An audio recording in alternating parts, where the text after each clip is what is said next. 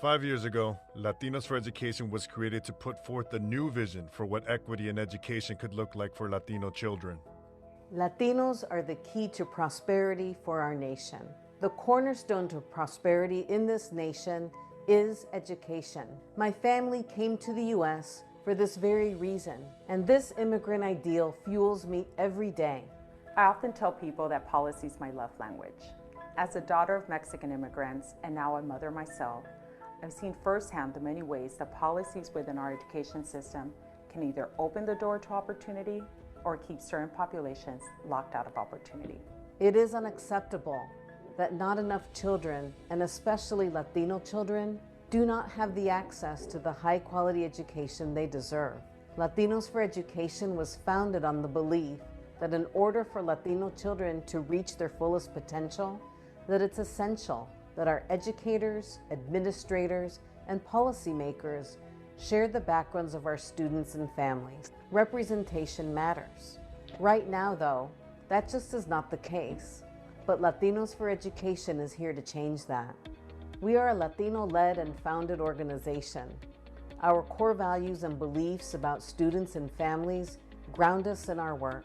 We are collectively committed to changing outcomes for kids. While we are diverse in background, experiences, and skin color, we all want the same thing: to improve opportunity for Latino children and families through education.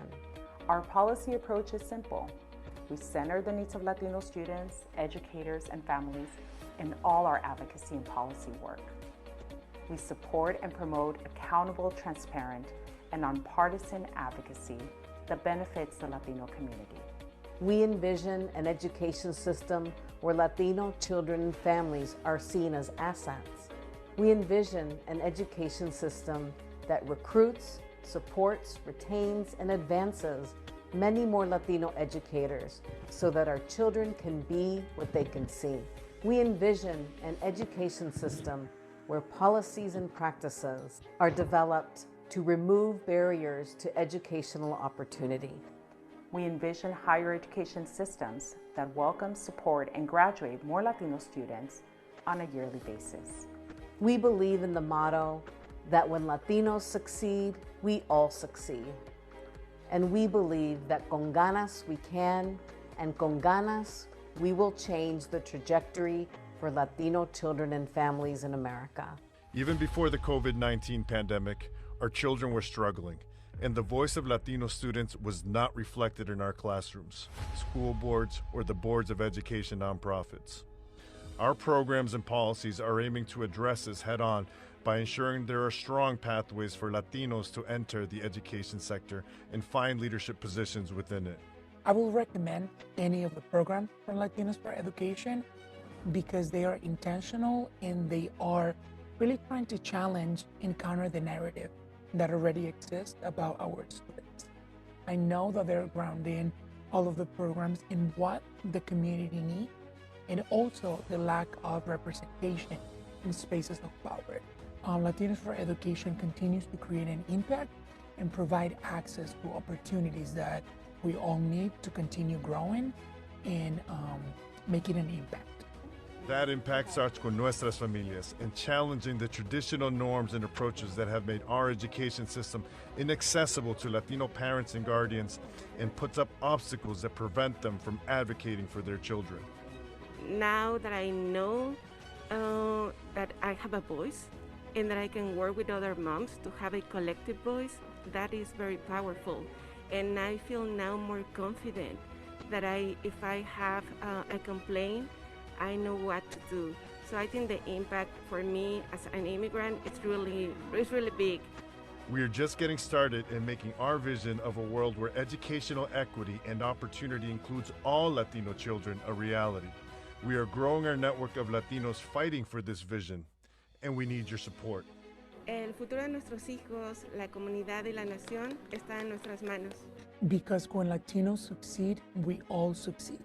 And it is now the time to reclaim the promise of educational equity. Through our programming and support, we are improving opportunities and outcomes for Latino students by infusing more Latino talent into positions of influence in the education sector, by advancing bold policy at the local, state, and national level, and by building a strong network of Latino education leaders nationwide. Your support will help us lead, advance, and support our community and Latino children. Because con ganas we can, and con ganas we will. Welcome to the first annual State of Latino Education.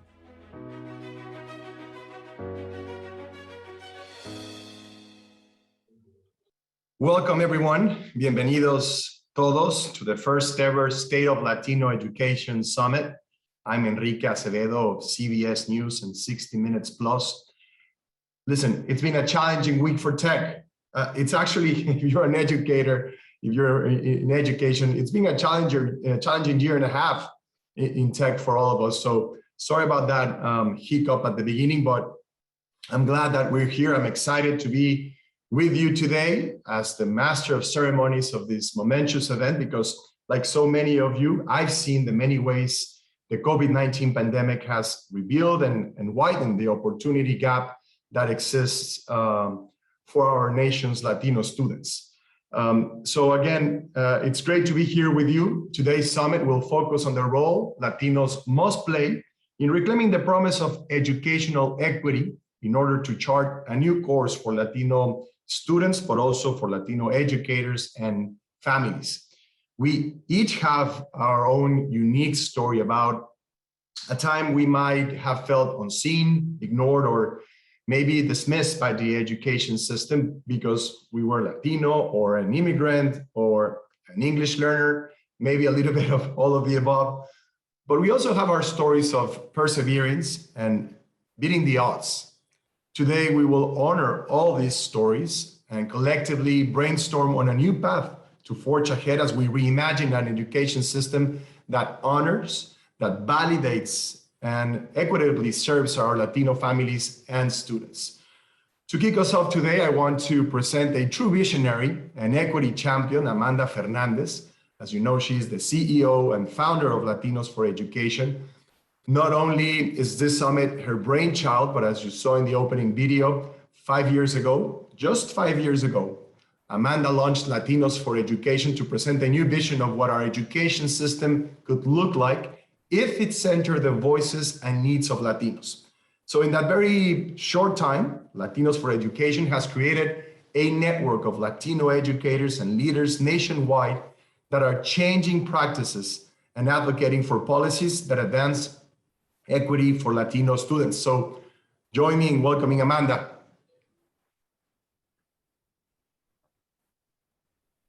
Mil gracias, Enrique. Thank you so much for agreeing to speak with us today and be a part of our State of Latino Education event. Y bienvenidos a todos at this momentous day. Estoy muy emocionada de ver de donde vienen todos que están aquí con nosotros hoy. Thank you so much. We have folks from all over the country zooming in today, and I'm very humbled by that. Really, I'm a little bit taken aback, and I just thank you all for being here. I would be remiss if I did not address that we have another unfortunate event happening in our country as we speak. And I wanted to take a moment to acknowledge and let everyone know that there's been another school shooting in Arlington, Texas. And we're just coming off of a school shooting that happened in Houston at Yes Prep just last week. So I just want to take a moment of silence for all of those who are victims, for all of those educators who are dealing with the trauma of what is happening in our schools. So if we could just take one moment to do that.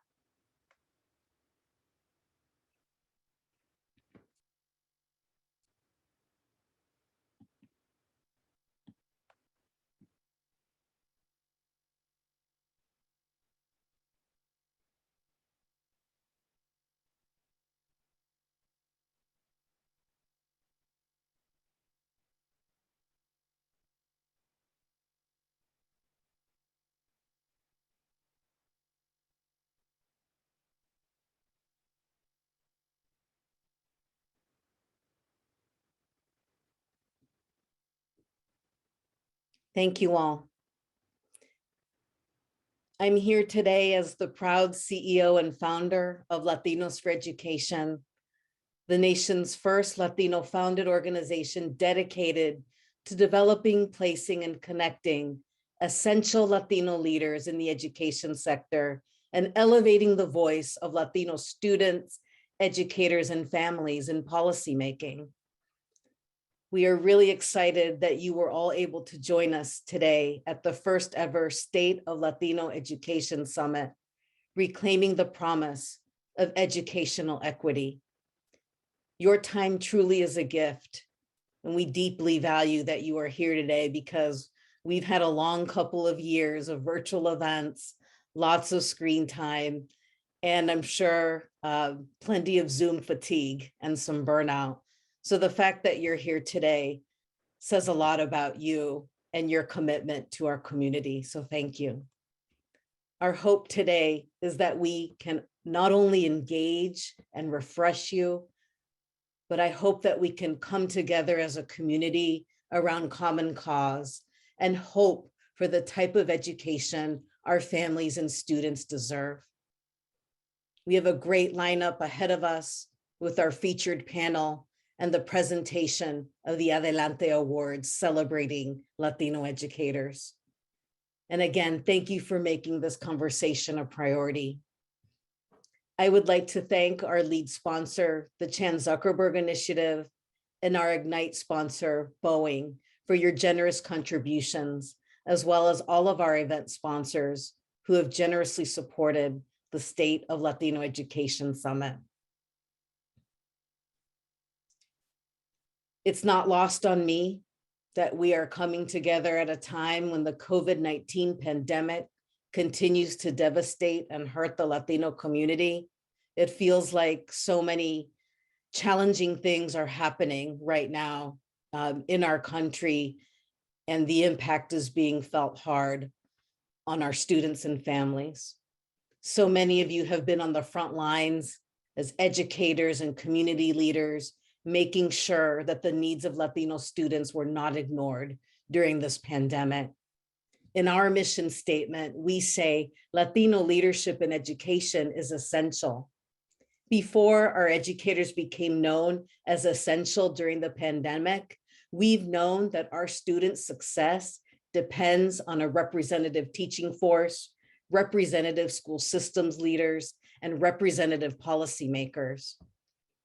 We want to thank you for your dedication to the Latino community and for oftentimes stepping up to do much more. You may have found yourself taking on many roles during the pandemic, and we acknowledge the extra tax that Latino educators often take on. That is why our inaugural theme, Reclaiming the Promise of Educational Equity, a theme that is more relevant now than ever, as this promise has been greatly threatened by COVID-19, and as we know, only exacerbated the inequities we were already seeing. The pandemic came at the tail end of 4 years in our country's history that did not make Latinos a priority or a focus. We didn't have a voice or representation at the federal level. Instead, our community has often been targeted by deficit narratives. While we are tired, you all, we are made for these times. It is our moment. Reclaiming the promise of educational equity means reclaiming education as a vehicle for upward mobility, as a way to broaden our perspectives and understanding, and as a way to reclaim our history and narrative. Latinos, after all, have been at the core and essential to the fight for educational equity, dating all the way back to the Mendez family from Westminster, California, who fought segregation in our schools. They wanted equal access for Latino students and facilities as white children got. We know we also stand on the shoulders of nuestros padres y abuelitos, because for so many of us, including me, our parents made a choice to pursue a better quality of life in this country. They instilled in us the ideals that education was the path to success, and they fought to make that a reality for many of us. And now we, all of us here today, are carrying on that fight for educational justice. We must agitate when necessary and lean into our ganas to imagine and build something better for our community. Those are the values we uphold at Latinos for Education and the values we will uphold during our summit today. We have an opportunity to reckon with the fact that our previous system was not working for Latino students, and we have a chance to build a better system for and by Latinos. That means us. But we must rally together around a new and shared vision of what educational equity truly means for Latinos and seize this historic opportunity to invest in an education system that makes this vision a reality. Thank you so much for joining us today. I do hope that you will feel energized, but more than anything, ready to fight for our community's future. Thank you. And now I'd like to introduce a video message from Secretary of Education, Miguel Cardona.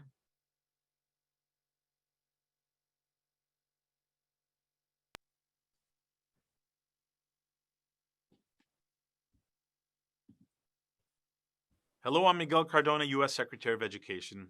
It's great to be able to join you virtually. Most importantly, thank you for the hard work you've done to advance educational excellence and equity, particularly over the last year and a half. Students, educators, schools, college campuses, and communities experienced an academic year like no other last year. The challenges were immense.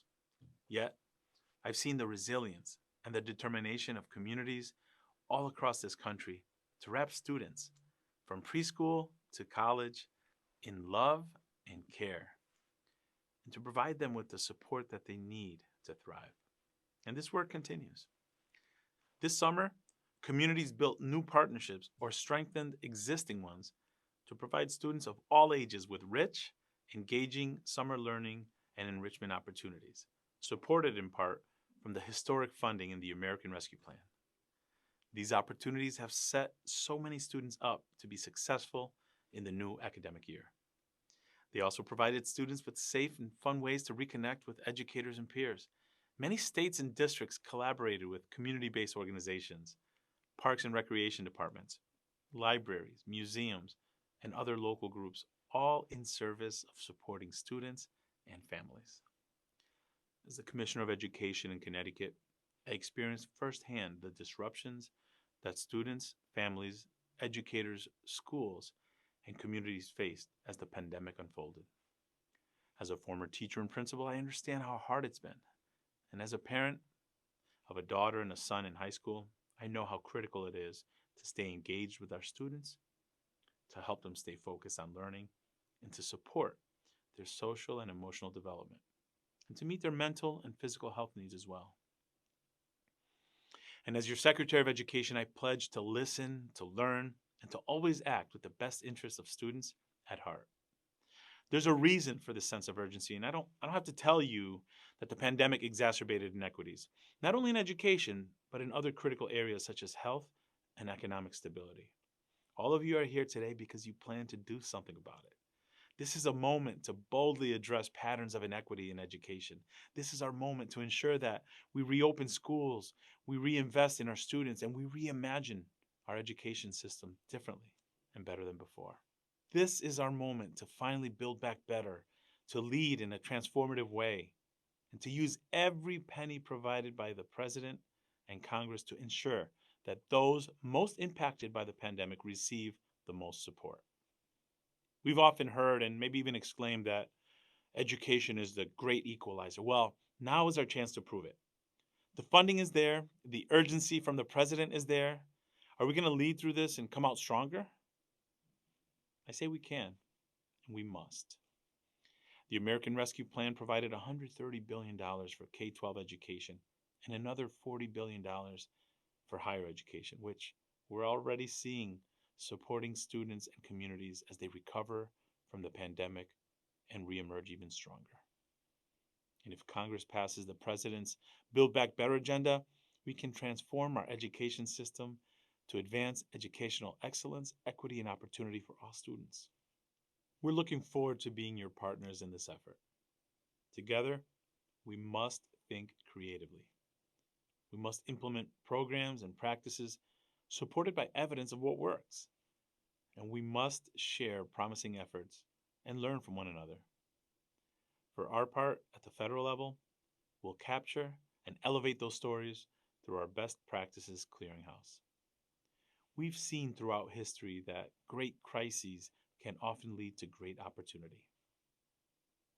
What if we approach the recovery from COVID as an opportunity to truly remake education in America and make it better? We must take bold action together to ensure our nation's schools and campuses are defined not by disparities, but by equity and opportunity for all. I believe we can get there together. Thanks again for all you do.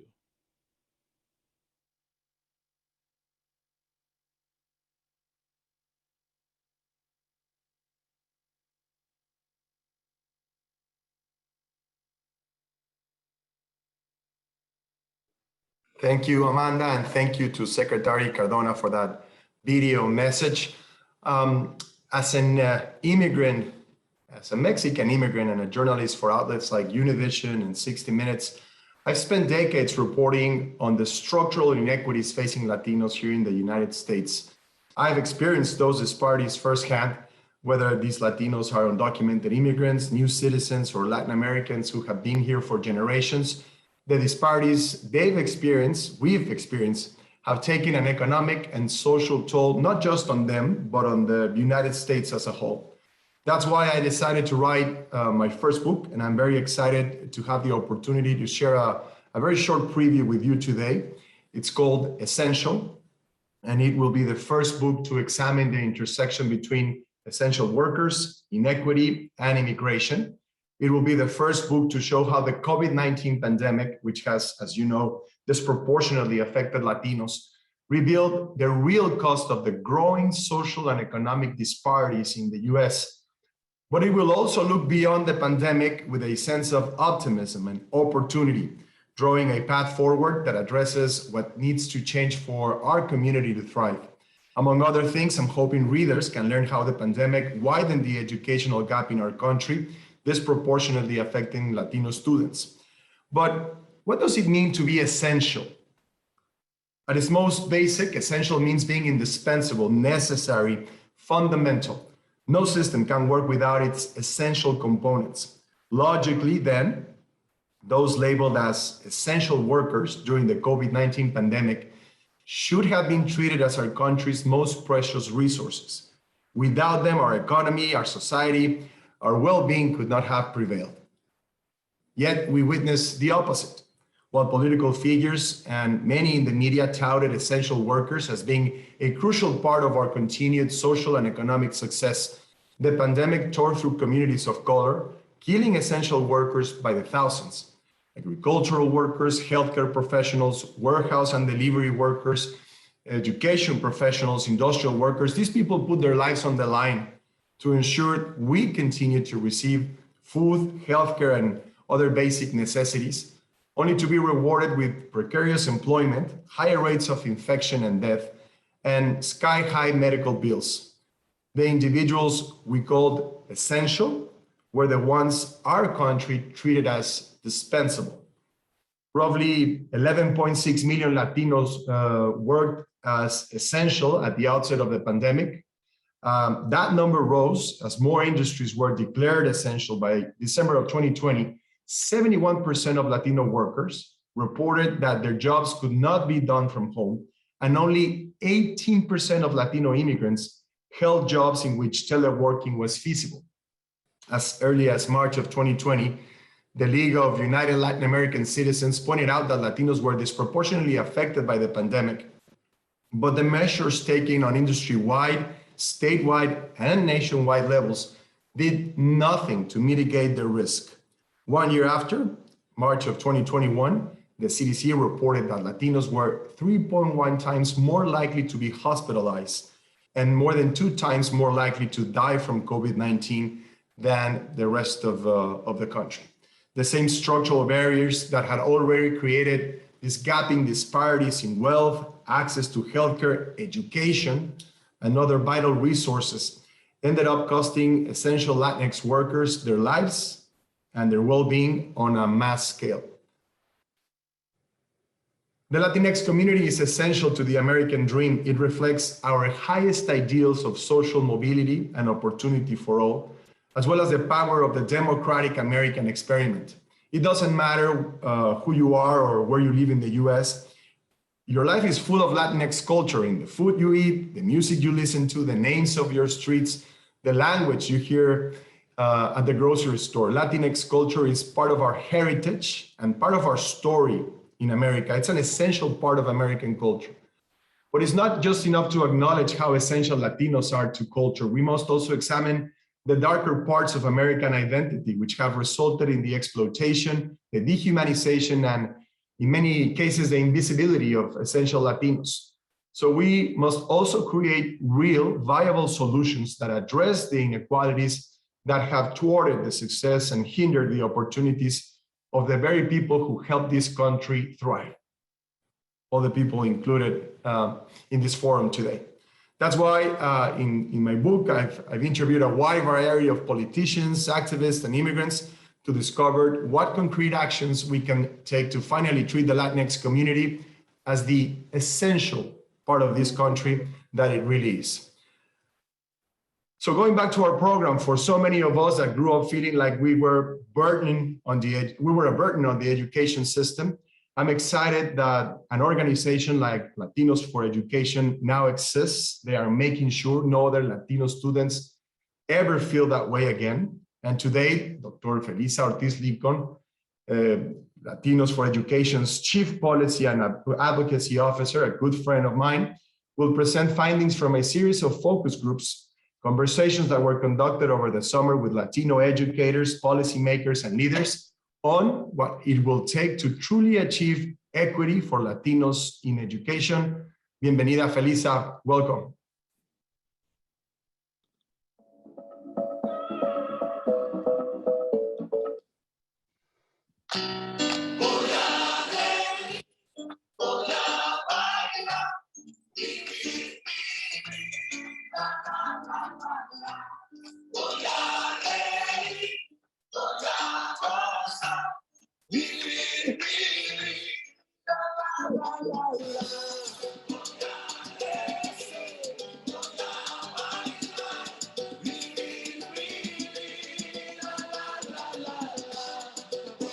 Hi, I have been found.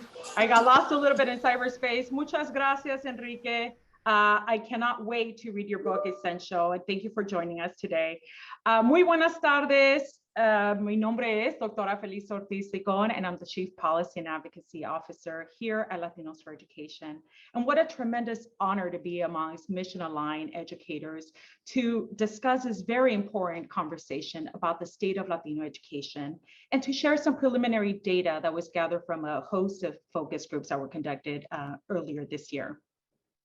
Today, we are here to rise as a collective, to reclaim the promise of educational equity and focus our attention on the challenging but critical work ahead. A chorus of historical Latino voices and community-driven social movements have claimed this same promise for generations. From desegregation cases like Alvarez versus Lemon Grove in 1931, Mendez versus Westminster in 1946, both that paved the legal path for the Supreme Court case, Brown versus Board of Education, to the 1968 student walkouts in East LA, to our struggle to preserve bilingual education, to our fight to protect our undocumented Americans, to recent racial justice and equity struggles. The fight for educational equity in the Latino community is not only our rally cry, it is truly our legacy. And today we honor that legacy and follow the path that have been carved by trailblazers and giants in our community so that we too can reclaim the promise, continue placing our faith in the public school system, and really uphold the promise that education is the greatest equalizer. We know the odds are great, but our spirit is strong. So thank you for joining us. The recent 2020 census data tells a story of a young Latino community, a community with 23% increase in the population compared to only 7% increase of the nation's growth. We are 60.5 million, 18.5% of the US population, 1 in 6 individuals, 1 in 4 children. Our buying power is 1.9 trillion, and we are the largest or second largest ethnic or racial group in at least 24 states. That means that our prosperity, our outcomes are closely tied to the prosperity and the outcomes of this country. Unfortunately, our numeric power has not translated into political, economic, or social power. And despite the historical roots of our community in this country and the long-standing struggle to ensure educational equity, Latino students continue to lag behind other student populations. And we see some of those unequal outcomes in this slide. But I want to point that at the root cause, we know that underinvestment, institutional and systemic racism, biases, unresponsive practices, repressive policies, and underrepresentation all contribute to the inequities that we face as a community. One factor that Latinos for Education is addressing is the chronic underrepresentation of Latino educators and the leaders in the ecosystem. And we're doing this because our mission is to develop, place, and connect essential Latino leadership in the education sector while mobilizing Latino voices to promote practices and policies that remove barriers to equitable education opportunity. At Latinos for Education, we're working to remove barriers to education opportunity by focusing on 2 levers. On one hand, we want to accelerate the Latino leadership pipeline and shift practice. On the other hand, we are targeting the conditions in the ecosystem that foster inequities. When combined, both of these strategies will help us alter the outcomes of our Latino students. Our path to national advocacy dates back to 2019.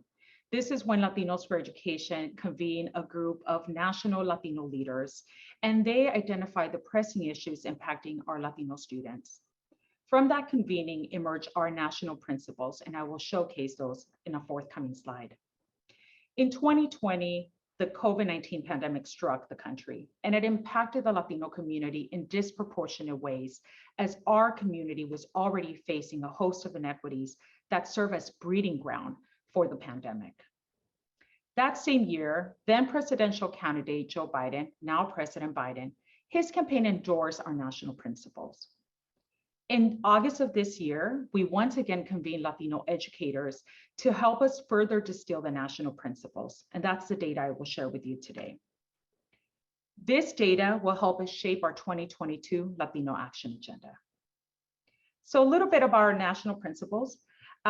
These are the national principles, and they include improved access to early childhood education, address the pipeline for diverse teachers and leaders, increase college access and improve completion. And we added a 4th one because of the pandemic, and that's equitable COVID-19 recovery. And under this national principle, you will find our advocacy work that revolves around tech equity, as well as the appropriate investment of ESSER and American Rescue Plan funds. So a little bit about our focus groups. We hosted 3 focus groups. They focus on early childhood education, higher ed, educator diversity. We had 44 participants, 93% of them Latino, 30% were teachers. And that 30% was a goal. It was a very intentional outreach strategy. We wanted to make sure that our focus group participants included the voice of teachers, because we know that teachers are often left out of conversations, yet they have the real-time pulse of what's happening at the school setting. They know what's happening in the Latino community because they're trusted members of the school community. So their perspective, their voice is critical for us as we look to build our Latino Action Agenda and really implement it to actualize equity for our students. A preliminary analysis, and again, this is all draft form, some of the data that we gathered identify the following themes: racial justice and equity, outreach and engagement, systems approach, workforce development, and intersectional policies. I will provide very broad overview of some of the data points under each of these overarching themes, but I encourage you to visit our website, www.latinosforeducation.org, under the tab labeled Advocacy, or check the chat. There should be a link there, so you can look at our executive summary that provides a lot more details. So racial justice and equity, if you look at the left side of the slide, once it comes up, if you look at the left side, there's going to be 3 icons, and they represent early childhood education, higher education, and educator diversity. So I'm going to start with educator diversity and something that emerged from that focus group. Latino educators spoke about experiencing workplace hostility and microaggressions when they interrogate structural racism, when they advocate for equity for their students. Furthermore, they spoke of their cultural assets and skills being undervalued or exploited. Latino teachers are often placed in high-need schools in racially isolated communities, yet they're not properly trained or supported to meet the wide breadth of needs of our Latino students, and that includes academic, language, and social-emotional needs. Many of our Latino educators who also speak Spanish, they're tapped to translate materials, to serve as language brokers during events and meetings, IEP hearings, yet they're not compensated, not even acknowledged for all the roles they play. One focus group participant referred to this additional pressure and workload as the brown tax. Our next theme is outreach and engagement, and we heard a lot from the early childhood community about the Latino community being a childcare desert, right? Characterized by limited to no options for childcare and ECE. When options are available, the communication, the outreach, the awareness is not culturally responsive. Our Latino parents may not know the difference between childcare and early childhood. They may not know the long-term benefits of ECE. So it's important for our community to understand the brain development, the language and social development that happens during the formative years, and that they are properly informed. And also they need help with logistical things like navigating the ECE process and enrolling students. Our third theme was systems approach. And here the conversation really shifted on the fact that all systems, early childhood, K-12, higher ed, they're interconnected, yet they operate in very siloed ways. So I'll borrow a direct quote from one of our participants, and it says, "We can't have free college without thinking about how we're going to get them, Latino students, to complete. If we don't do it differently, all we're doing is just attracting more students to these institutions that are going to replicate the same results. I strongly urge the adoption of a completion fund that incentivizes evidence-based practices to improve completion." So here there was an acknowledgement that we need to do more in the K-12 system, specifically in high school. We need to make sure that students have access to robust courses, early college programs, that we are adequately preparing our students so that when they matriculate to higher ed, they're not taking remedial courses, non-credit bearing courses that will delay their graduation. But on the higher ed end, you need to support our students as well, right? We need to make sure that we incentivize, that we hold institutions of higher ed for supporting our students, not only enrolling them, but graduating them. Our fourth theme was workforce development, and we anticipated this to be a prominent theme, and it was across all focus groups. The underrepresentation of Latino educators and the need to strengthen the educator workforce, obviously that was a highlighted theme. But we also need to train, support, retain, and promote our Latino educators across the spectrum. In early childhood, the conversation also focused on inadequate compensation, and lack of compensation, inadequate compensation was also very prominent in K-12, but it was most pronounced in ECE. There was an acknowledgement that a lot of our ECE workers, which by the way, 1 in 5 ECE workers are Latinas, and that's 19% nationally, they are underpaid and they're not earning a livable wage. They're also facing a lot of pressure to pursue the bachelor's degree or additional certifications. They encounter a host of challenges like language proficiency, financial hardship, lack of culturally responsive training and support. Many of them themselves have a hard time with childcare for their own young children. And I want to say that this particular focus group and some of the findings were near and dear to my heart because my mother, a Mexican immigrant, was a childcare EC worker for 35 years and faced many of the same challenges that were identified. Our last theme is intersectional policies. And we know that many of the policies that intersect the field of education actually stem from outside. And one of them was immigration. Housing and health, of course, were also very prominent. But immigration was a resounding intersectional policy. So I'll highlight the second recommendation here, which is to extend the financial aid and safety net programs to both DACA and undocumented students. We know that for our students, these are barriers for completion in higher ed because they don't have in-state tuition, or they don't have financial aid, or they don't have access to safety net programs. So we thought that that was an important recommendation to highlight. We have a series of recommendations that emerge from the data. And again, we will continue mining the data to get a little bit of a finer recommendation. Some of these recommendations were policy solutions at the local, state, and federal. Some of them were programmatic. Some of them really focus on practice shifts. But all of them collectively are needed to remove barriers and achieve educational equity. And I will highlight a couple that resonated with us, but know that all of this information is in detail. You can find it in the executive summary.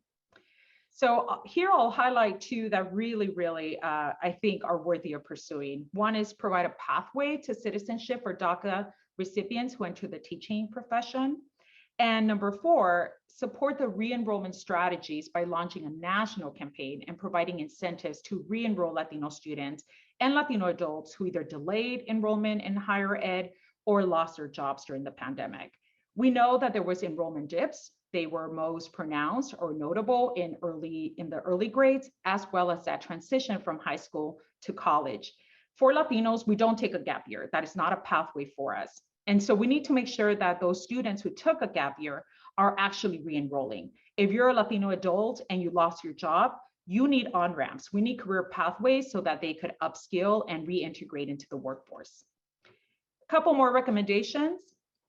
We want to hold institutions of higher education accountable for college completion of Latino students. We also want to incentivize them by maybe establishing a college completion fund. And the last recommendation I'll highlight is number 8. Each local educational agency should establish an educator dashboard that sets target goals to increase recruitment and retention of racially, ethnically, and linguistically diverse teachers. And this is a recommendation that my colleagues in Massachusetts are actively supporting through the Educator Diversity Act. So yes, we will definitely be pursuing that recommendation at a federal level. Our next steps, well, we need to do a deeper analysis of the focus group data. We want to triangulate this data with relevant research, and we want to inform it by evidence-based practices. We do have fellowship programs that are incubating some of these best practices, so we will definitely be looking at our fellowship programs to help inform our agenda. And we have a call for action. We want you to get involved. So how can you get involved? You could help co-design the Latino Action Agenda. It is currently in draft form. You could submit comments if there are recommendations that you feel will strengthen or align to our Latino Action Agenda. You can support the Latino Action Agenda once it's finalized by serving as a co-signer. You could amplify our agenda by incorporating talking points into your own publications, your policy recommendations, or your advocacy actions. I will now conclude with a brief quote from one of our participants, brief but powerful quote. We need a seat at the table to get into the room where decisions are being made regarding the direct impact it's going to have on us or our students. There has to be an easy way for us to get to the microphone and advocate on behalf of our students and our colleagues. We ask that you make a space at the table, that you elevate our needs if we're missing from the conversation, that you amplify the Latino community's voice, and you serve as co-conspirators as we all collectively work to enact change and change the outcomes of our Latino community. Muchísimas gracias. I will now turn it over to Amanda Fernandez, our CEO, who will be introducing our distinguished panelists for the featured town hall. Muchísimas gracias.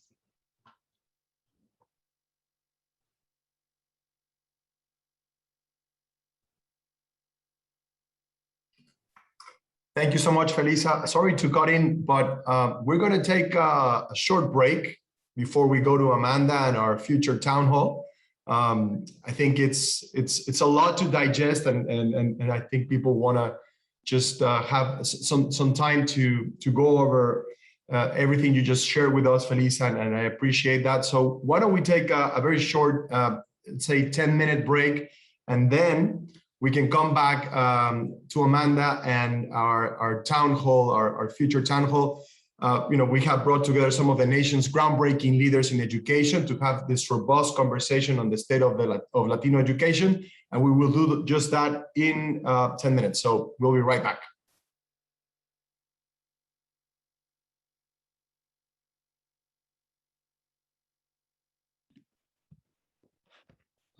Welcome back, everyone. I'm excited to welcome you back to our featured town hall for this afternoon. We have brought together some of our nation's groundbreaking leaders in education to have a robust conversation on the state of Latino education. By 2030, Latinos will represent 30% of all students in our K-12 systems. And what we hope to discuss today are the changes we need to make, the innovations we need to lean into, and the leadership our community needs now in order for our Latino students to succeed. So I'd like to see if we can feature our panelists and begin with introductions in just a moment. We're slowly popping up. Bienvenida, Deputy Assistant Secretary Calderón. How are you? Muy bien, gracias. Buenas tardes. Buenas tardes. Okay, and I see Commissioner Santiago. Hello. Hello, Amanda. ¿Cómo estás? Muy bien, gracias. Bienvenido. Gracias. And I see board member from the California State Board, Heidi Rodriguez. Hola, buenos días. Good morning, everyone. Heidi Rodriguez para servirles. Muy bienvenida. We may be having some technical difficulties with Commissioner Infante Green. So I'm going to wait just, oh, she is on. Okay. So while we get you situated on camera, what I'd like to do is to have each of you give us a short introduction of yourselves, because I will not do justice to your long and lauded bios. So if you could each take 3 to 4 minutes to say a little bit about yourselves, a little bit about your personal story, why you're invested in the work that you do, and some comments and some sentiments you can share about your vision for educational equity for Latino students. And I'll start with you, who I see first, Heidi Rodriguez. I'll start with you. Okay, thank you so much. Good morning, everyone. My name is Heidi Rodriguez, and I was born in Mexicali. But the following day I moved to Calexico. Okay, I didn't make that decision. My mom did, obviously. But I had to go down to Mexicali, even though she was already here, for her to give birth to me, because living on the border, she didn't have the money to have me in a hospital. And if she would have had me at the county hospital, she would have probably been deported the following day. And so it was a tough choice that she had to make. And so, but now, I have dual citizenship. I am bilingual, bicultural, and literally by the border. I live in El Centro, California, which is about 10 minutes north of Mexicali. And our community reflects we're actually 87%, 87 to 90% Mexican immigrants, or people who have been here for, their families may have been here for 40, 50, 60 years. And I grew up in this area with, in a town where everybody spoke English and Spanish, regardless of race. And it wasn't until I moved about 20 minutes north that I started realizing a big difference. I was actually shamed for speaking Spanish, and it was a very different reality for me.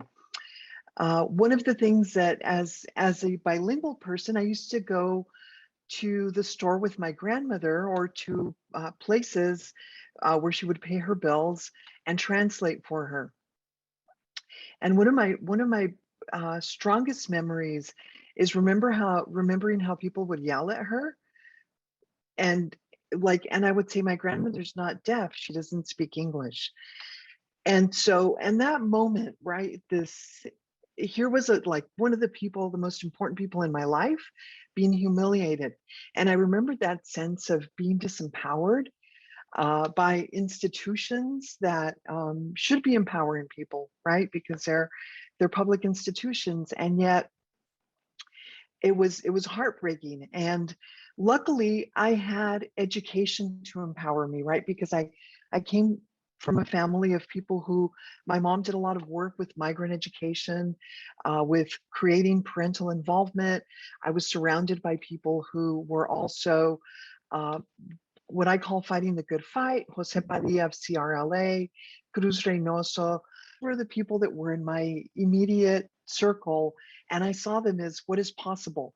But then on the other side, I saw how people were being treated personally. And so my grandmother used to tell me when I would interrupt her while we were watching Cantinflas, she'd say, "Oh, you like to talk so much. I hope that you use your voice to help people." And so, those things, right, they resonate with us. And so when I went into education, it was because I felt a huge need. I had been looking for power. I'm what you call a career changer. I had been looking for power. And what I didn't realize is that the power that we really have is what we will take with us when we go. And that's the impact that we have on people. So I became a teacher, and I wanted to find the best school so that I could work with adolescents, so that I could help high school students who were on the verge of dropping out, Latino students in particular. And I found that the Stanford School of Education at the time, Linda Darling Hammond had done, a lot of work in adolescent development, and that's where I wanted to go. And of course, finances were always an issue. And I was fortunate to receive the governor's scholarship, which at the time Gray Davis was governor, and he had the teaching fellowship. So that was it was a real boom, right? And definitely necessary. And so that's one of the things that I think is so important to equity, that we need not only to have Latinos be in places where we receive the best preparation possible, but also the resources to make that possible. And since, I've become national board certified, which I think is one of the best things that I have done in my teaching career. And I hope to see, Latino teachers and Latino National Board Certified teachers, because the premise of what National Board Certification is, we value our students' identities. We value their contributions to our classroom, and we use that to enrich our classroom, right? As opposed to saying, this is how you need to be. And so anyway, I could go on about my influences. I'm very privileged and honored to be here. Thank you so much for inviting me, and I will pass the baton. Thank you. Thank you, Heidi, and thank you for all that you do. Deputy Assistant Secretary Miriam Calderon, would love to hear a bit of your introduction. Thank you so much, Amanda. So my why is mi familia and the values that they taught me. At a really early age, I understood that the most important adults in my life were making sacrifices for my education, so I could have more opportunities than they did. And, it's kind of overwhelming when you think about it, right? It started with For my family, leaving Ecuador, migrating to this country with a desire to work hard and a dream to provide a better future for their future generations, not so much even for themselves. And I really think that my family's story is pretty ordinary, because that is truly the strength, the resilience, I think, and the power of Latino families. So I figured out pretty early on, I wanted to work with children and in the field of education, right? Because I understood the power and the importance of education and how it connected to opportunity, to justice. So I was fortunate that early in my career, I worked at a community-based Latinx organization in a program that re-engaged Latino youth in their education. So this was pre-No Child Left Behind Act. And I mention that because while we knew that there was many Latino children in our community dropping out of high school, we lacked the data to prove it.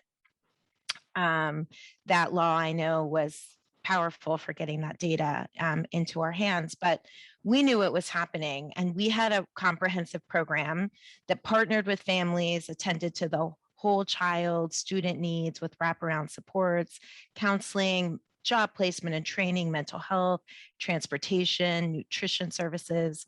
We started seeing children of younger ages wanting to enroll in our program, leaving the public education system in middle school. And our model wasn't appropriate for that age group. So we started to think about what would it look like to start earlier, to be able to partner with the public education system. When I finally went into my first Head Start program, providing bilingual mental health and social emotional supports to children and families, supporting educators, I was pursuing my master's degree. And that's when I knew that this is really where it all started. This is where I needed to work. And I committed to early ed, and I haven't looked back. So I've worked in early ed ever since. I've had an opportunity to have a varied set of experiences in the field. This is my second time in federal service. I served in the Obama administration. I've worked in philanthropy, helped to lead a Birth to Three systems change initiative in my hometown of Washington, D.C. Got to work in an LEA and help implement universal preschool in Washington, D.C. Most recently, before joining the Biden administration, worked and ran early learning programs for the state of Oregon. When I first left my Head Start program, though, I went to work for the National Council of La Raza, now Unidos US. And I would say I went straight from program to policy and advocacy. And I want to give a shout out to one of my mentors, who I know is here today, Raul Gonzalez, now with the Gates Foundation, who was my job and was my boss, and who taught me a ton about how to do policy, right? And the reason I wanted to mention Unidos and the organization like Oregon Council for Hispanic Advancement, where I worked in the community-based program, is because they created opportunities for someone like me to be able to have a seat at the table. They saw me as a leader before I saw myself as a leader. And I really hope that all Latinos, Latinas, really all people of color that are working in this field have an opportunity someday to work for an education organization that is led by people of color, led by Latinos. Organizations like yours, Amanda, build leaders, and they build power, and they get our voices into this space. My vision for Latinos and educational equity won't come as a shock, but it is to close the opportunity gaps that exist for Latino children in the years before kindergarten and their families. We're talking about an equitable recovery that starts with a more inclusive early care and education system that begins at birth. Learning begins at birth. Latino children are born learning. It's about equally paying attention to the way children and families are served in these programs, what they experience. It's about affirming their language and cultural identity. It's about supporting more Latinas to work in this field, to lead, to advance. So I will leave it at that. Thank you. Thank you so much. So let's go moving on to through the continuum on to K through 12. Since you spoke about ECE, I'm going to ask Commissioner Infante Green to share her introduction with us. Thank you, Amanda. So I'm Angelica Infante Green. I am the Commissioner of Education for the state of Rhode Island, the first person of color, first Latina. I am very proud of that. So my story is similar to everybody else's, right? We all have some threads that unite us. But for me, first, obviously, is my family, right? Pushing, as a daughter of immigrants from the Dominican Republic, there was no trust fund. There was nothing but education. That was what my parents wanted for me and made a priority in my life, was that I be in the best schools. Like other places, New York City, depending on where you live, is the school that you go to. So my parents made it a really tough decision, and probably, well, I know illegal at the time and now, to pay the school secretary to get me into the better school, because they knew then that I was gonna have a better outcome. They knew that the school that I went to actually mattered. So they knew that with their limited education, they knew that I was gonna have a better opportunity. And what that sent a message to me and my family was that this matters to us. And you have to make sure that it matters to everyone. And I was lucky. I was lucky that my parents were resourceful. $200 was a lot of money back then. But that shouldn't be about luck, right? This shouldn't be about luck. We're made a promise that we haven't been able to keep in the education system. So that's why I do this work, is because it is extremely important to me to be at the table, right? To have these conversations, but not just to be silently at the table, but to challenge even the things that we're doing and the work that we do to collectively and push on many of the agendas.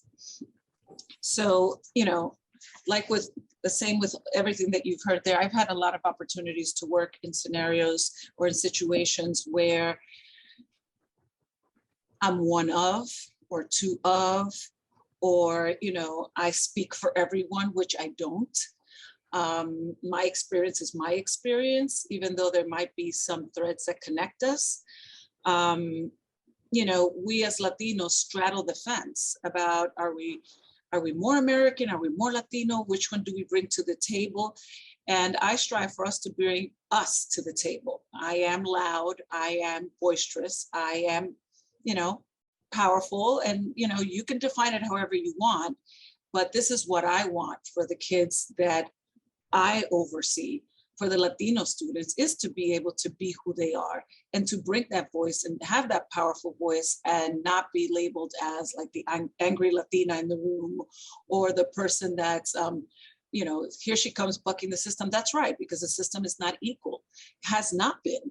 And that's why I do this work, because a lot of the people that I grew up with were marginalized, were sort of, were given up on very early on. A lot of the people that I grew up with in Washington Heights ended up being incarcerated, not because they were bad people or they weren't expressed, they didn't have access. They didn't have the ability, they didn't see other options. People gave up on them very early on. And that is why I do this work, because our kids come to the table with richness. You know, when you come of 2 or 3 cultures, you come in learning to navigate things differently. You have a sense of understanding of a room. How many of you know that you can navigate a room much better than other people? And that is something that we end up taking away from kids when they walk into our system. And that's why I talk about this power. Tell you 2 things that are really important to me. And I've always done a lot of work with our multilingual learners. Language is very important to me. So I don't call them English language learners, because it's not just about knowing English. That can't be the proof point. But it's really about the richness that they bring to the table. And when you start looking at the numbers, it's always about the deficit model. So we started doing work where we put the students that came into the country with 2 and 3 years of interrupted education, and those kids became our valedictorian time after time after time. It's not our kids. It's a system that we are running, that we have created, that puts our kids at the back of the line. So we have done that. So there are proof points of how our kids can be accelerated. We've done it. We know it. It's how we build our structures and system in our education that will determine the outcomes for the students. So I'm very clear on that. I can talk about this all the time, so I will let somebody else talk. Bueno, mil gracias. Very energizing. And last but not least, Commissioner Santiago of Higher Ed, moving us to the end of the education continuum here. Would love to hear a little bit about your background and your passion for this work that you're in. Thank you, and it's good to meet all of you. I'm Puerto Rican by birth. I was born in El Viejo San Juan. I've never run into anybody else who was ever born in El Viejo San Juan, but I was born in what was called Fort Brooke Army Hospital. It no longer exists. My father was in the military. My mother was a teacher. I left Puerto Rico at the age of 3, returning often, but between the age of 3 and 17, I moved 8 times. So living all over the place.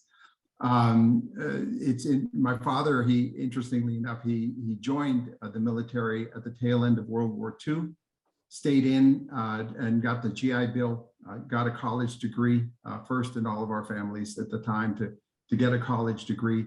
And he served in Korea, and he served in Vietnam, and started as a private and left the military, retired as a lieutenant colonel. So my life centered around, on my mother's side, schooling, on my father's side, moving, and we did it frequently. But I'm an academic. I've always been an academic. I went to college at the age of 17, uninterested in high school with a B average, never challenged, not till I got to college. And I can say that although I started college at the age of 17, I'm still in college because my advanced degrees in economics. I began my academic career as an assistant professor in 1980, moved up to through the ranks to full professor. I've been department chair, dean, provost, chief operating officer, and finally chancellor at the University of Wisconsin-Milwaukee. And now I serve as commissioner of the Department of Higher Education, which oversees our 29 public institutions in the Commonwealth of Massachusetts. I'm proud to say that, the highest priority of the Department of Higher Education in Massachusetts and the Board of Higher Education is equity. We are very clear it's racial equity is our focus. And as to the question of I think the question is something about how do you envision this agenda playing out with students. What we have done is sort of turned around the standard approach, the question of are students prepared for college? And we have turned it around to our institutions and said, are you prepared for the changing demographic and the changing students that are coming to you? And that's the challenge that we face at this point. It's an important agenda. It impacts literally thousands upon thousands of students in their educational trajectory. So again, thank you for the invitation, and I enjoyed listening to the other panelists and their wonderful backgrounds. Thank you, Commissioner Santiago. And yes, there are some common ties that always bind us as Latinos in education, and it's just wonderful to hear that just organically come out in your stories. So let's move on to some questions for you. You'll have a chance to expand a little bit on your introductions, I hope, and help us sort of carry through with your passion for your work. I'm going to start with the question for you, Deputy Assistant Secretary Calderon. You've spoken and you mentioned earlier about the need to build a strong early childhood education system in our nation that gives all children an equal start and puts them on a path to educational success, what does that system need to include in order for it to serve Latino families in a better way and to be successful for our families? Sure. Thank you, Amanda. So what first and foremost, I think it needs resources. We need to eliminate race, income, zip code, immigration status as predictors of whether a Latino child is going to have access to a high quality early childhood education. So unlike K-12, early childhood education isn't seen as a public good. The system that we've built in our country is a system that is based on what families can afford to pay. And we know working families cannot afford early childhood education and care. It costs as much as tuition at a, public four-year institution. So there is limited funding, public funding available to support families in poverty, families experience, low income status. They can get assistance, but there isn't enough public funding really to support all of the eligible families. So that's the system that we've built. By not recognizing this as a public good, I will say the reality is not lost on me that, we are talking about a bold vision, which I'll say more about later, that President Biden has put on the table for early care and education. This is happening 50 years after the veto of Comprehensive Child Development Act by then President Nixon. So it has taken 50 years to get back to this point. So why is this important for Latino families? Latino families have caught in Latino children, and the research has borne this out for decades, as long as I've been working in this field as a policy level, which is, now easily over 15, 20 years since I left the Head Start programs. The data has borne out Latino families are caught up in communities and states where public funding does not go far enough and for which they do not earn enough to be able to afford quality early childhood education in the public market. We also know that, so we need resources to address those inequities and open up access.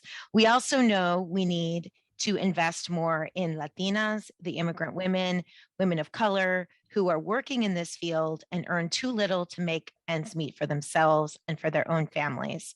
So as Secretary Cardona said in his opening, our administration is responding with urgency. The president has put a bold vision for an equitable early learning system on the table, and Latino children and families will stand to benefit greatly, especially given some of the challenges that Felisa pointed out. So the American Families Plan, within that plan, President Biden has proposed free universal preschool, high quality affordable childcare with no family paying more than 7% of their income. As part of this, early educators will all earn a living wage at minimum and be compensated with K-12 teachers with similar experience and credentials.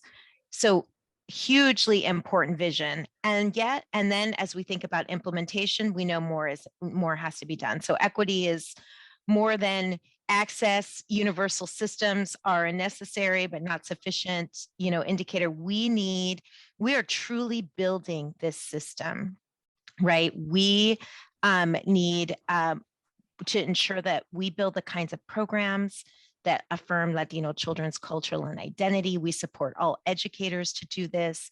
We have to support the current workforce. We have to grow a more diverse workforce. We have to make it easier for Latino families to know about these programs that are available in their communities, choose the one that best meets their needs.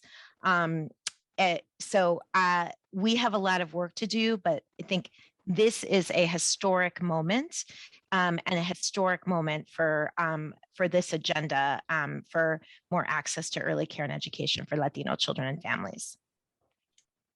Thank you, Assistant Secretary. And certainly the issue of early childhood support has really been elevated and exacerbated with the pandemic. So there's really a light being shown on that particular challenge. And so it was great to hear a bit more your reflections and thoughts on sort of where you see better opportunities for funding to be allocated within the early childhood sector. Commissioner Infante Green, I've got a question for you. So again, on this historic moment of the COVID-19 pandemic, having exacerbated these inequities we keep talking about prevalent in our education system, K through 12 certainly impacted dramatically.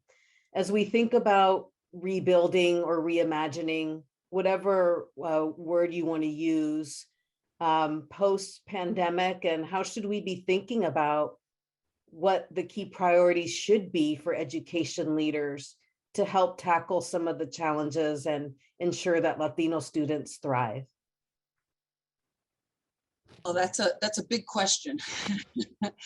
So it is a historic moment. I see this as a huge opportunity, actually. You know, I find it very interesting when people are so surprised during the pandemic. Oh my gosh, the inequities, we've known they're here.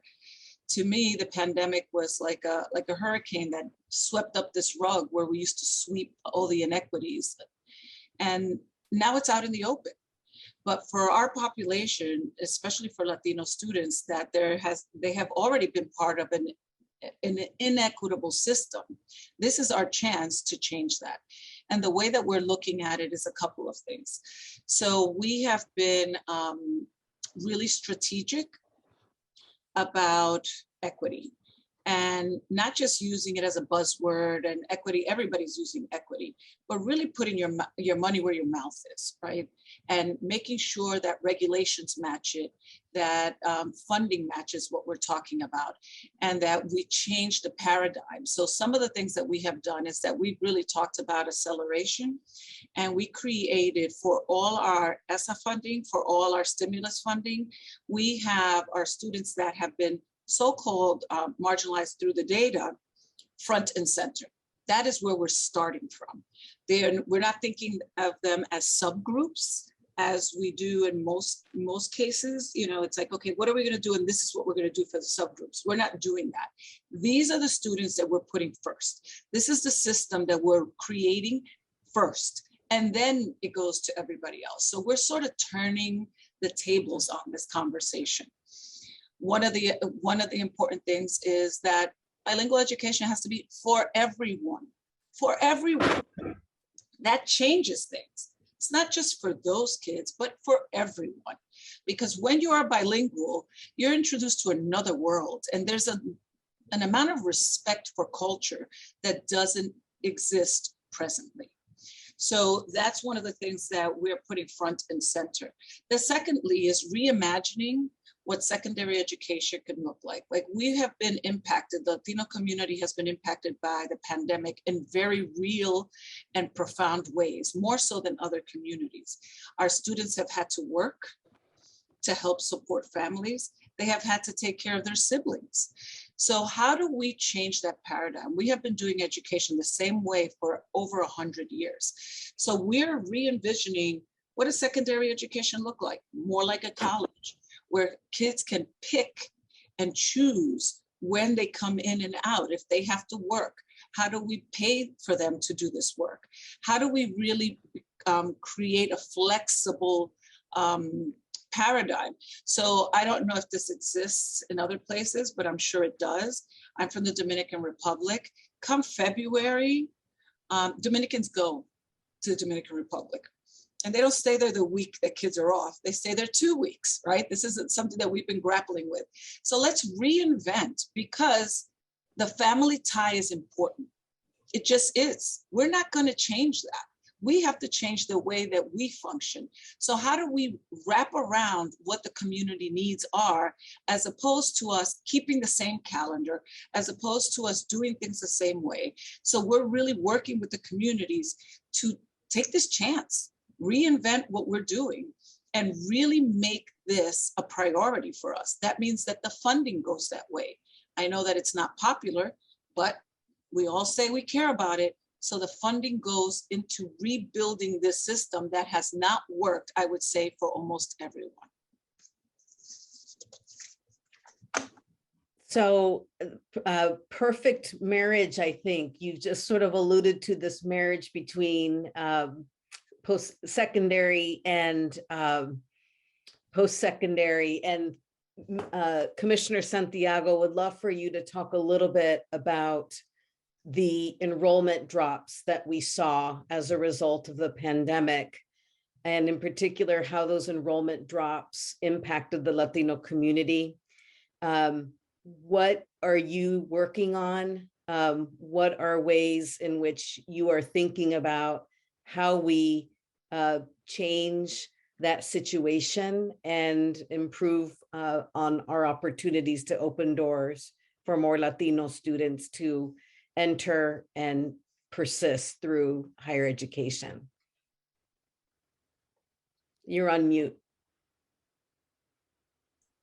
Haven't we learned? No, it always happens that way. It's all okay.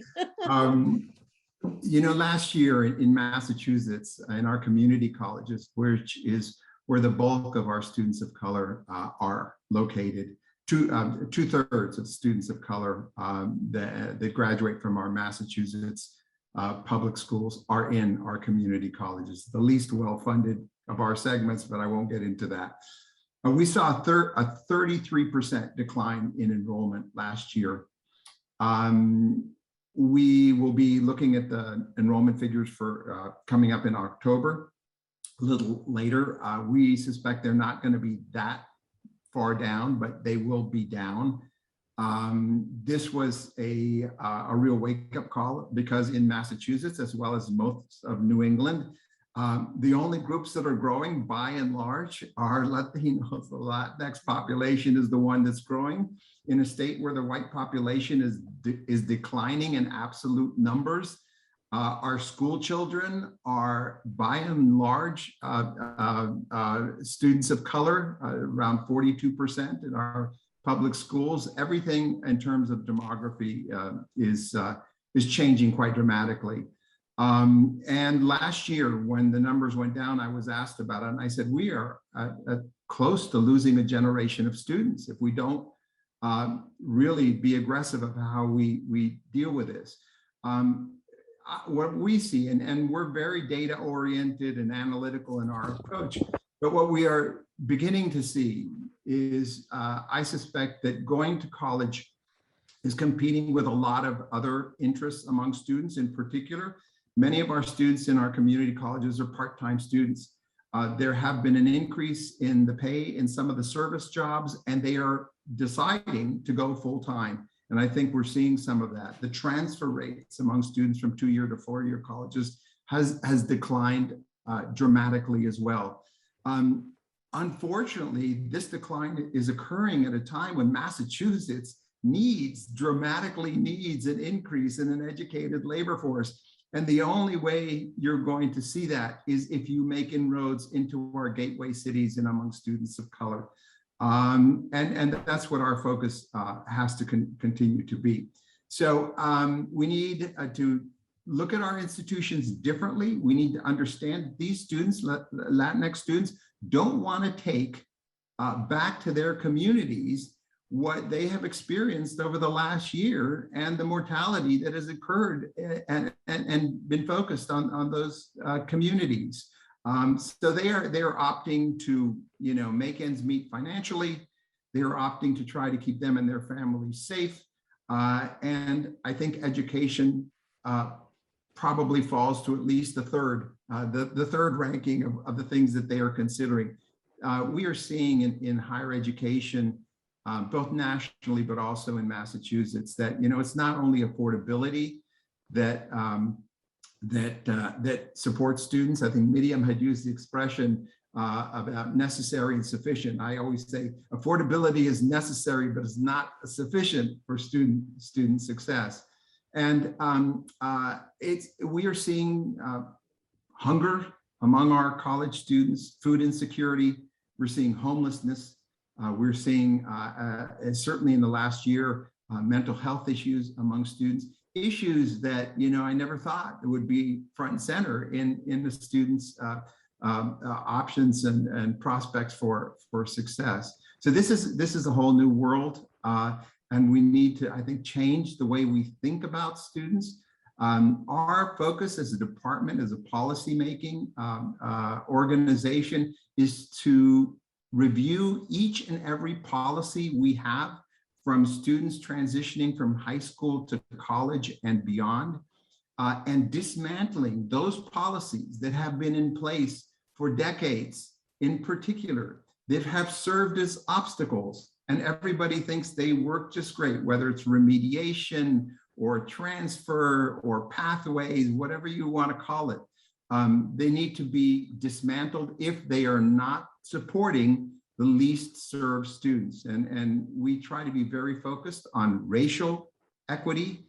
And it is my firm belief that if we can address issues of racial equity, all students will benefit. So it's a huge undertaking, but I think there are three reasons why I push a racial equity agenda in Massachusetts. One is economic, and they're in order of least importance. One is economic. The second is it threatens, if we don't do it, it threatens the very fabric of our democracy. And the third, that it is for the social good. And I think if you look at it, those three issues, those are what drives our motivation. Thank you. I'm hearing a theme of dismantling policies that no longer work for our community and centering students and families in their lived reality and experience. Those are two really big opportunities that we have before us. And with that, Board Member Rodriguez, shifting just a bit, we've talked, and Latinos for Education exists because we believe representation matters. And we believe that our students have the opportunity to even perform better because we've now have research and evidence that having an educator that shares your background and even an educator that doesn't can have impact on your outcomes as a student. Right now in the nation, we have about 9% Latinos represented in the teaching force. I'm wondering from your perspective, what needs to change to make sure that more Latinos go into the profession and stay in the profession? Thank you. Thank you so much for that. So one of the things that I didn't mention when I was introducing myself is that I'm currently a classroom teacher. So I teach full-time at a high school in my hometown, and I serve on the state board in addition to being a liaison to the Commission on Teacher Credentialing, where I served for 6 years, and I was liaison to the accreditation, college accreditations. So one of your question is one that has baffled us as policymakers when I was on the commission, right? You know, we were always trying to answer this question: how can we attract more teachers of color, more Latino teachers into the profession? And when I was on the board of directors for the National Board Professional Teaching Standards, the same thing, right? How can we attract more teachers of color, Latino teachers to become national board certified? It is so important because what a child sees, they believe that they can be, right? And so if they see Latino teachers in front of them, huge population of Latino students, and a lot of them may not have a person that looks like them or speaks their language or can communicate with their parents. And so if they can start seeing that, it'll just become natural, right? It just becomes integrated into their psyche. And then they may want to become teachers as well. I've had conversations with some of my students who I see really want to make a difference. And I'll tell them, why don't you become a teacher? Oh, no, you know, as it is, as a Mexican, I'm not respected. And then a Mexican teacher. So there's that invisible tax that we hear about. I think Dr. Ortiz Licon, I think I heard her say brown tax. I'm not sure when she was speaking. And so our students see that, right? You know, they see that sometimes teachers are treated with a lack of respect. And that's one of the things that we need to do to make the profession more attractive so that students will go, yes, I want to be a teacher. When we have career days at my school, we bring in all of these people from different careers. Not once is a teacher ever part of the panel, right? And that's something that I always ask my students, and they're like, well, you guys are here all the time. And then I say, but do you know what it takes to be a teacher? Do you know what we have to do for schooling and what we have to do for preparation? No, you don't, right? So it's important that we do that. There's some programs.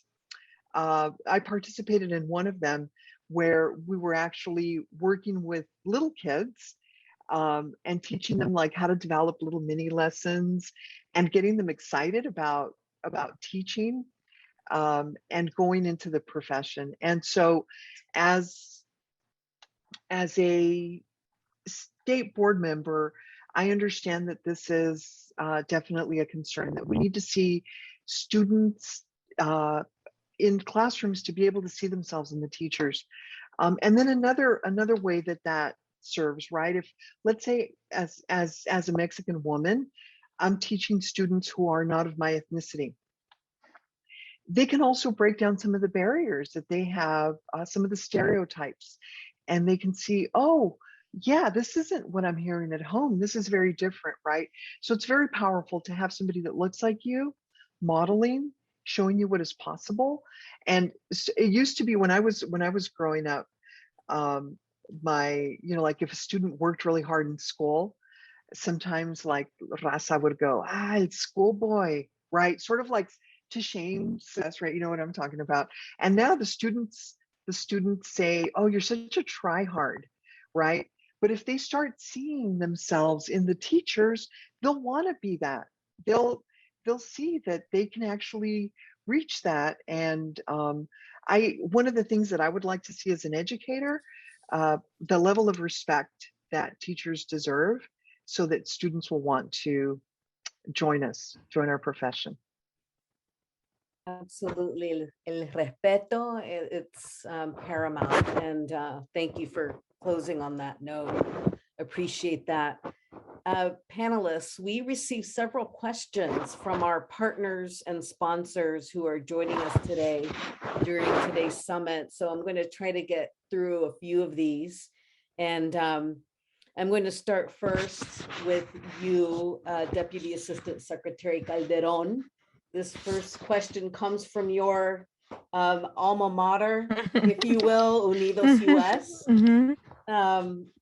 So here's the statement and the question. So more than 4 million children enrolled in preschool programs in the US are dual language learners, and more than 75% are Latino children or over the age of 5 enter US schools speaking Spanish. For young dual language learners, home language is the foundation for learning about themselves, their family, and their larger world. How is the Department of Education supporting multilingual learners from an early age and working with within interagency collaboration to ensure high quality early childhood? So how are you working across departments to achieve that? Great. Thank you so much for the question, Unidos colleagues at Unidos US. I was thrilled to see that.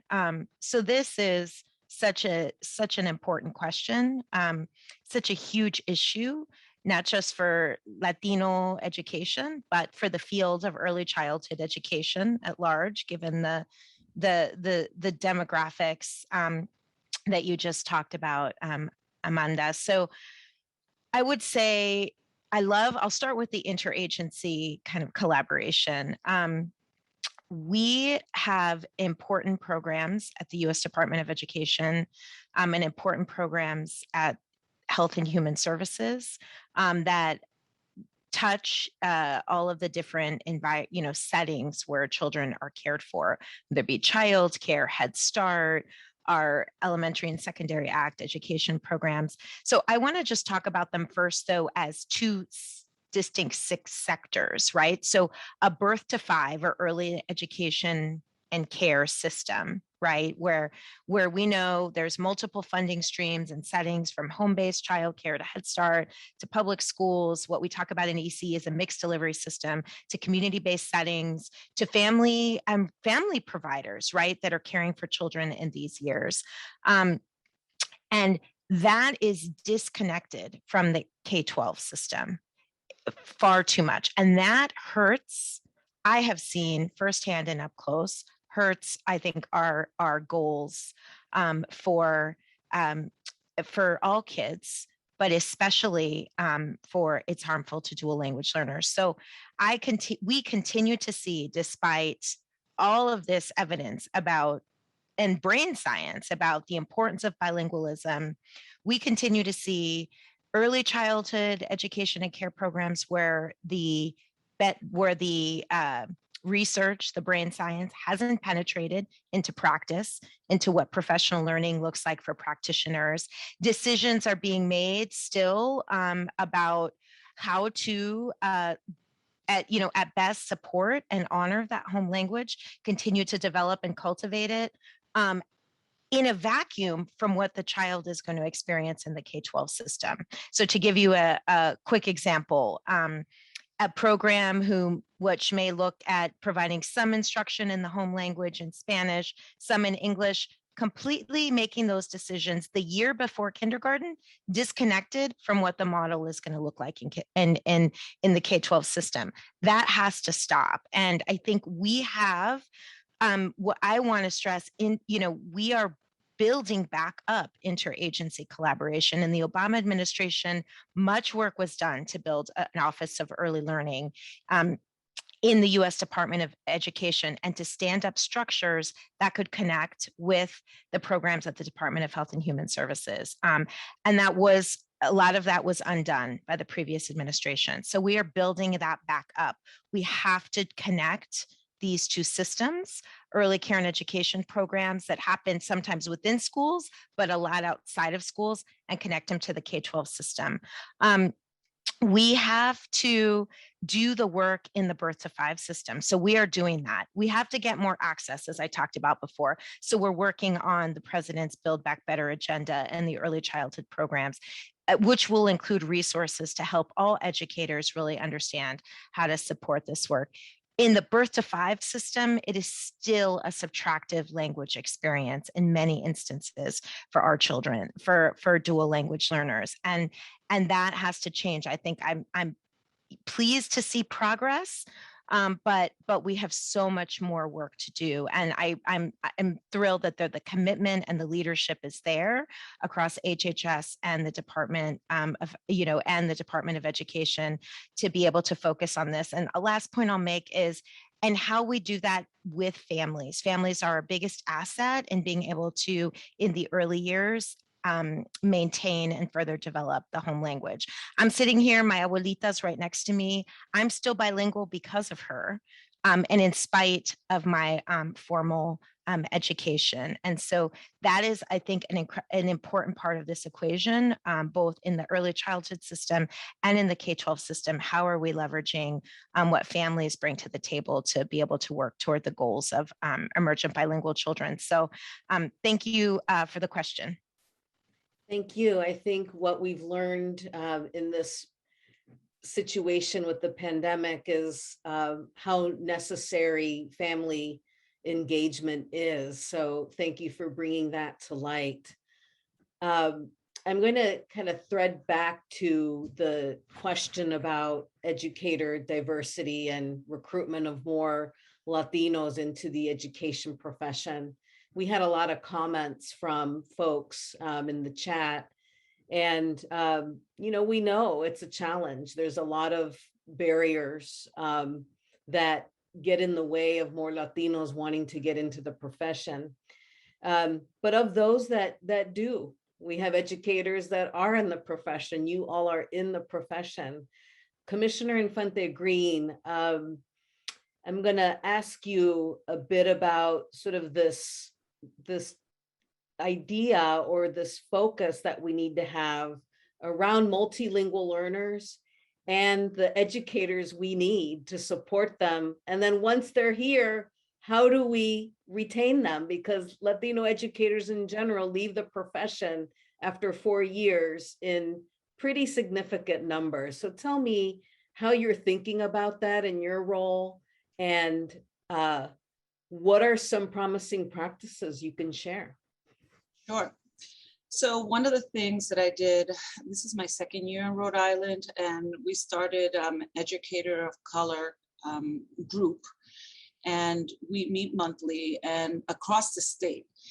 And we talk about how do we recruit, what are the things that need to be put in place, what is the policy that we need to change in my office and across the districts, and how do we retain teachers?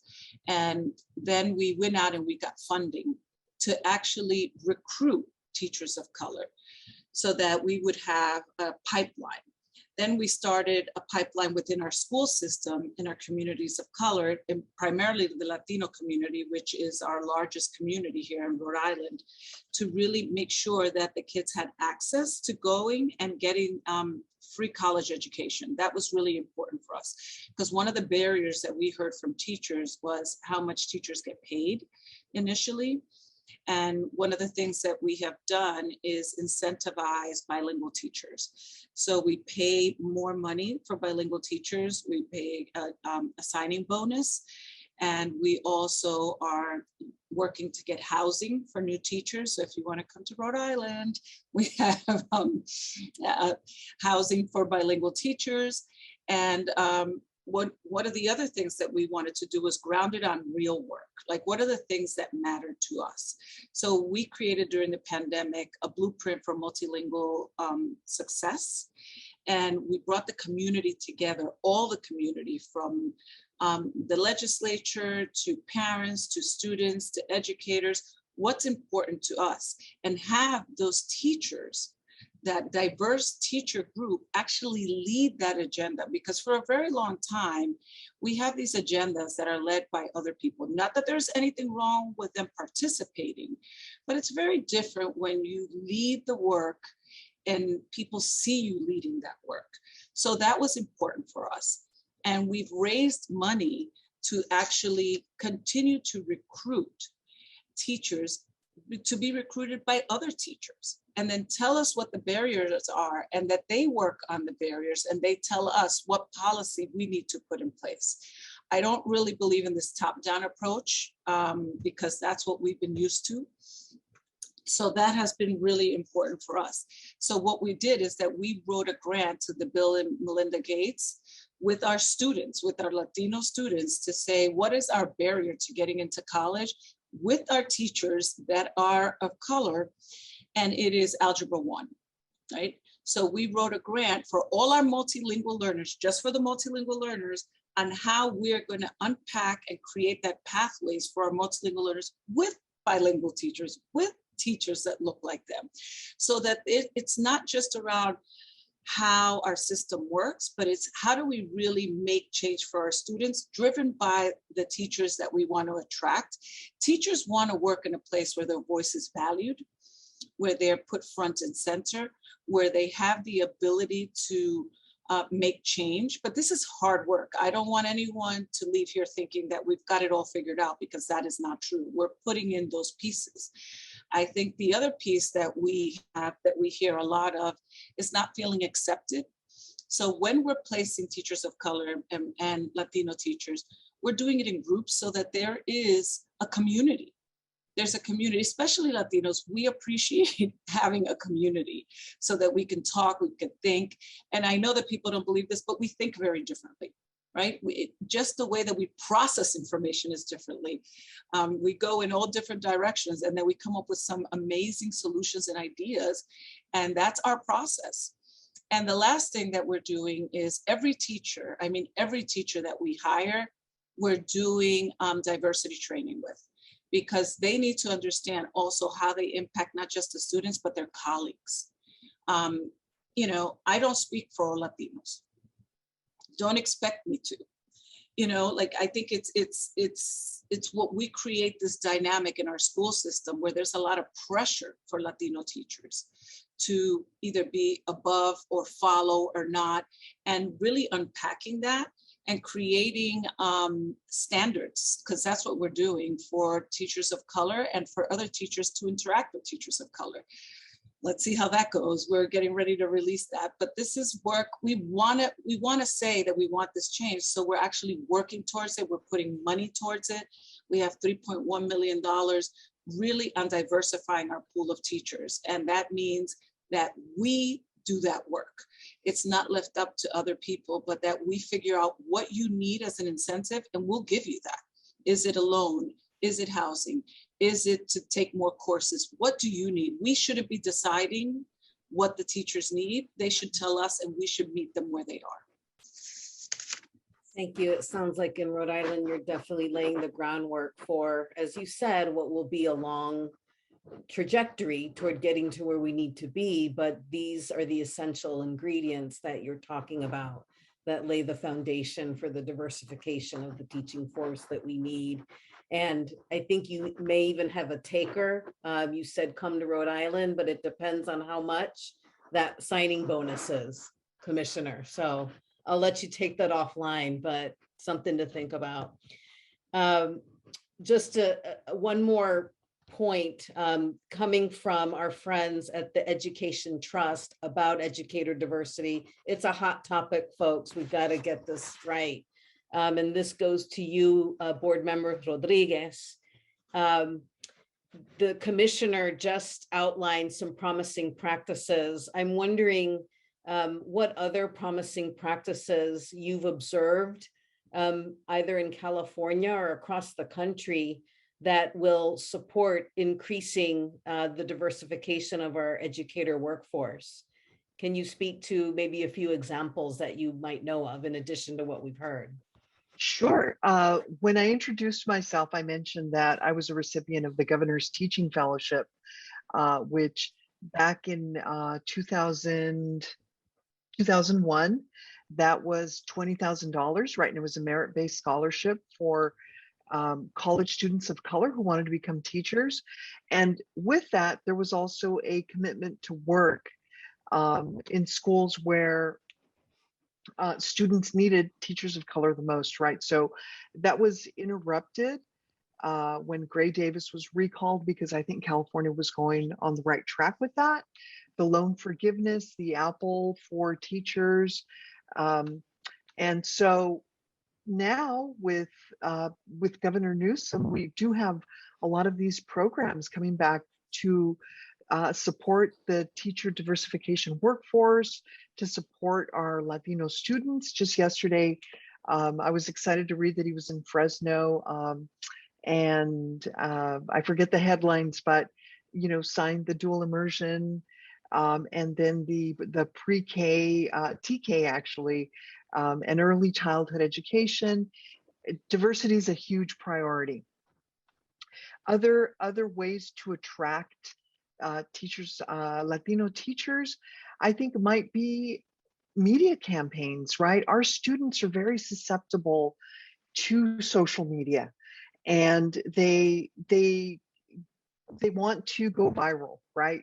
Hence a lot of these TikTok challenges that we hear about, but we can also use that to our advantage and really highlight Latino teachers, the impact that we're having. And not just that, I've always had a dream of like a TV show, because what I've seen in my 23 years in the classroom, that my students, they want to be, what was that show where the anthropologist that was like a forensic anthropologist, they want to be that, right? When that show is popular, or when Grey's Anatomy, they all want to be surgeons. And so why don't we have these teacher drama or sitcoms where Latino teachers, diverse teacher schools are dealing with real things, and it's like what we deal with every day, where we are like surgeons and we sit down as teachers and we talk about how, I have a student who's an enigma and this is what's going on. And then my other colleagues will go, have you tried this? Or I talk to their parent, right? And we collaborate and we show that. And I think it would be a real boost to have students know what we do. When I was telling my students once, they're like, oh, we have a minimum day. Are you guys going to go talk about us? Right? Because they think that we leave and then we just talk about them in a bad way. And I said, absolutely. I said, my colleagues and I, we talk about the good things that you do in class and how we can, like, we share our best practices. And they're like, really? That's what you do? And I said, yeah. Wow. So they, they get really excited. And I think that another observation that I've made, that a lot of kids, when they're little in elementary school, they want to become teachers. And then as they start getting older, they lose interest in that. So, and I've often asked myself, why is it? Well, because then they start seeing a different level of connection with the students. And that's one of the systemic issues that if we start looking at how big our schools are, the factory model that was mentioned, and if we start just really kind of highlighting our relationships with students and bring out the best in them, they will want to become teachers.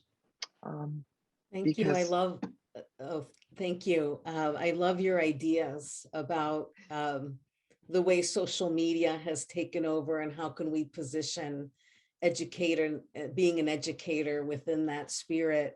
And this idea of demystifying the profession, but also holding it up and keeping it in that spirit that we as little children have and that vision we have of our teachers, and hopefully carry that through our schooling.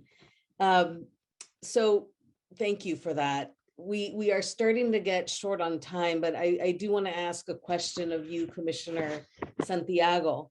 In sort of more of a macro picture here, we've gone sort of like, what is it like in the classroom and how should we be thinking about education? But you've been working on the statewide equity agenda and you referred to it in your introduction.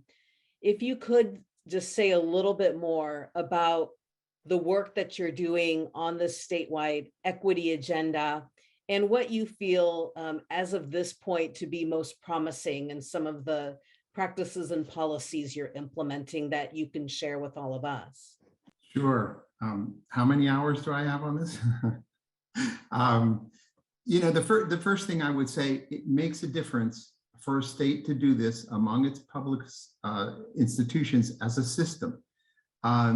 Makes little sense to me why you would have individual campuses off doing different things and focusing on different areas. If you have a statewide priority, which is equity, then everybody should be doing it.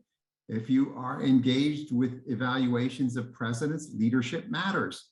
And you need to evaluate those presidents and those boards on their contribution to this effort. We have done that in Massachusetts, and I'm fortunate I have a series of presidential colleagues that support what we do. Makes a huge difference. You also need to train your staff. Understanding inequities and racial bias is not something that everybody has the same sort of benefit of knowledge and understanding. You really need, if you're doing policy work, you need to train your staff. You need to look at data. You need to look at these things analytically. Our board, we have about 30 different initiatives that we're handling at one time, and the board asked me, and I'd love to have you consider being on the Massachusetts board. We need that experience. But the question might be, so the board said, so Commissioner, you have 30 different things you're juggling. Give us 5 that you feel are the most essential for moving the equity agenda forward in the next year. And I took projects that we've been working on for a long time where we have data and we have sort of, we're pretty clear about the policy. So first we start with the transition from high school to college, which is early college. We need to grow our early college from 5,000 students currently to 16,000. Right now we have 31 programs. It requires a school district to partner with a community college and a state university. Secondly, we need to revamp remedial education, which is the biggest obstacle as students try to come into college and be retained. And we have moving away deliberately away from a standardized testing of students. We have moved away from standardized testing for remediation. Let me be clear about that. We have moved away and have told institutions that they cannot charge tuition for a non-credit bearing remedial course. They have to integrate any remediation within the existing credit course as a co-requisite. And a couple other things. We have used state funding, Mass Grant Plus funding as a last dollar in to cover all of unmet need among community college students, and we're extending that to our state universities. And the next step in terms of admissions, we are, after many years of looking at this specifically in institutions, we have basically said SAT is going to be an optional measure for student admission to our universities. We're going to take a broader, more holistic view. I think California's moved in that direction as well. So those are 5 steps we're taking to move the agenda forward. There are a lot of other smaller things that are going on, but we think that this is going to really create that kind of enhanced pipeline that Massachusetts needs. That's excellent. Thank you. So we are on a time crunch, and I know that Commissioner Infante Green has to hop here in a second. So we're going to have a lightning round. And so we need short, quick answers from each of you. And we'll start with Commissioner Infante Green. And this is maybe the easy one, but maybe it's the hard one. I'm not sure. But what is one thing that makes you hopeful in this fight toward educational equity, besides yourselves being in the roles that you're in as Latino leaders? Yeah, that's a tough question. What makes us hopeful is our kids. Our kids are resilient. They keep pushing forward, and they're the big game changer. So that keeps me hopeful. Assistant Secretary Calderon. It is probably the hardest question. I think the resilience of our families, the fact that we've been through a lot, not just a pandemic, but lots of other things. And that, I guess, a twofer, that maybe it took a pandemic, but the failure to see early childhood education as essential, as a public good, as a right, I think is shifting. And so that makes me hopeful, because I know it's going to make such an impact for Latino children's education. And I think there's hopefully good stuff ahead. Thank you. And Board Member Rodriguez. So I will take kids, because that makes me hopeful every single day when I'm in the classroom. And I will add colleagues, because as you know, this morning, a few of my colleagues were working on ways to make sure that our students with the clothes that they need to go to homecoming, and there's students that we've nurtured since they were freshmen. And lastly, I'm very hopeful about being in California. That is, I see that there's a move in the right direction for everything that we are talking about. Thank you. And to close us out, Commissioner Santiago. I think we're unanimous. You know, the equity agenda rests on a series of principles that have come from focus groups. And one really important document is the students' rights, the principles supporting students that came from students.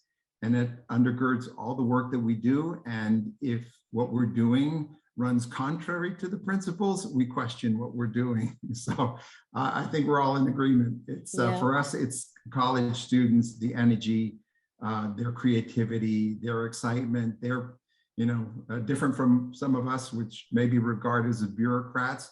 They don't see budgets as limited.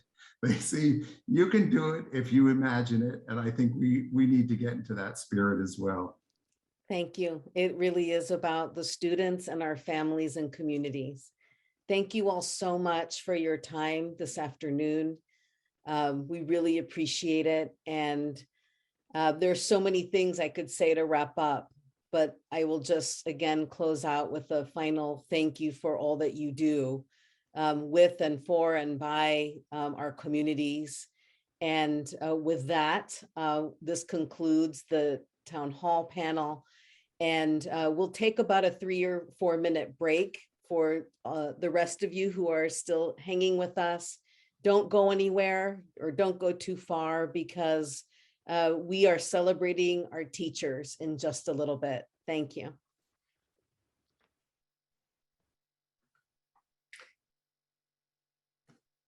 We're back.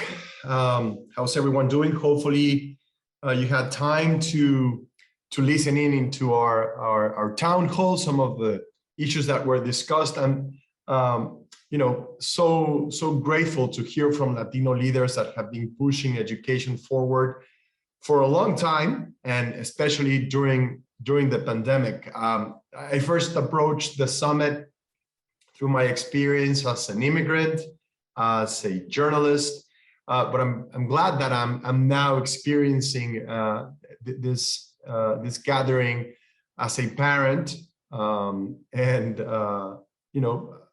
as someone with an invested interest in the future of education, certainly not just because of my children, but because of what we've seen in our community. I'm sorry. It was very interesting to hear this consensus on the opportunity of the moment. I think that's a kind of optimistic narrative that we want to build around the post-pandemic world, especially for Latinos here in the US.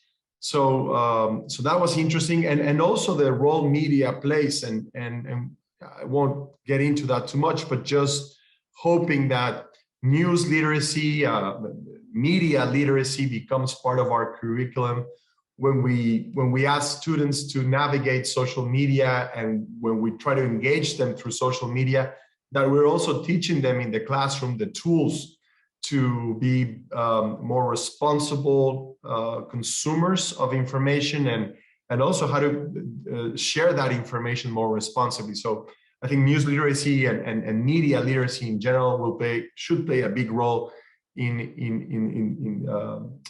the future of education. So now, to continue with our program, I have the pleasure of introducing Congressman Raul Grijalva. Congressman Grijalva, as you know, is a representative for Arizona's 3rd Congressional District and serves as the chair of the House Natural Resources Committee. He's also on the Committee on Education and the Workforce, and has been a long-standing member of the Congressional Hispanic Caucus. Prior to running for the House of Representatives, Congressman Grijalva served as a board member of the Tucson Unified School District Governing Board, and he's always been an education champion. So please join me in welcoming Congressman Grijalva.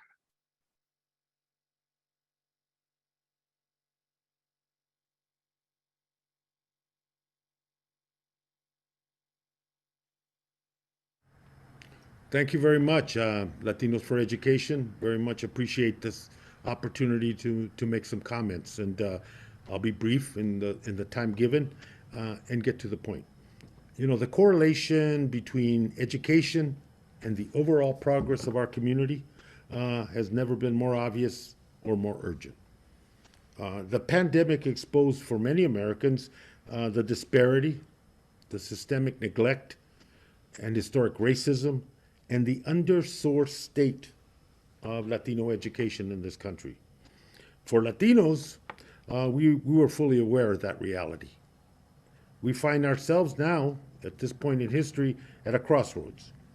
As we continue to struggle to fulfill the promise of equity and demand equity in policy and resources, we do so with an opportunity before us. The rebuilding better of America I think must be guided by some principles.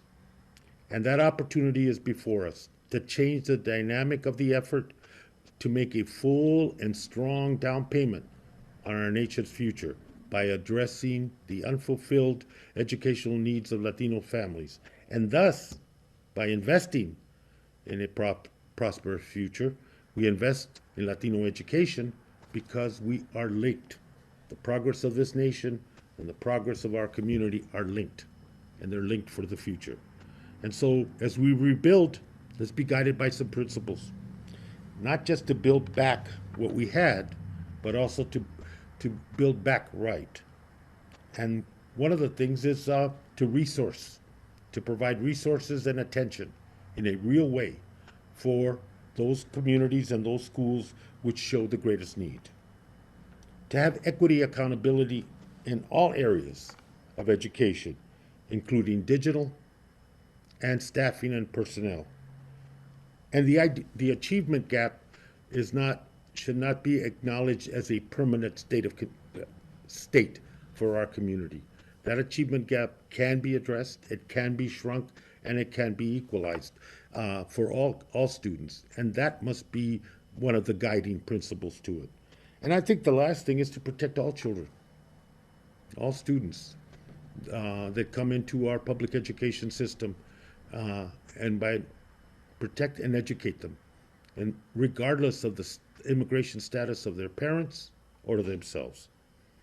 And so this opportunity before Congress, as we speak, to enact real attention and real effort is before us in the area of education.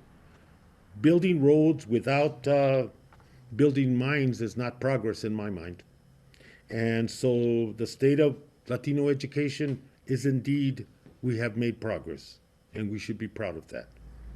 One of the issues for me will continue to be, as we work and struggle toward that end goal of equity for children, as we struggle and work hard to assure that opportunity is available to all and into our community, we must also hold accountable.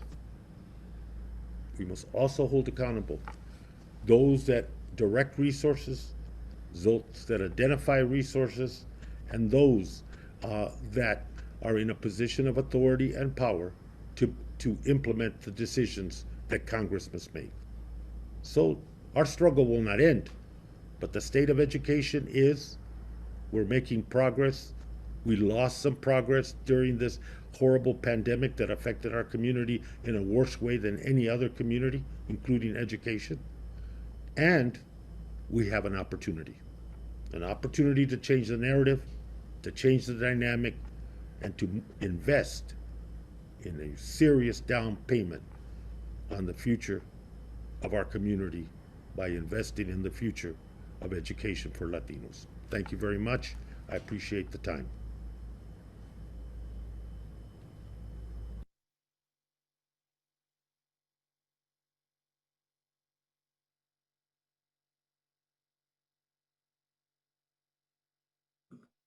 Thank you to Representative Grijalva for that inspiring message and for his leadership on the Committee on Education and Workforce.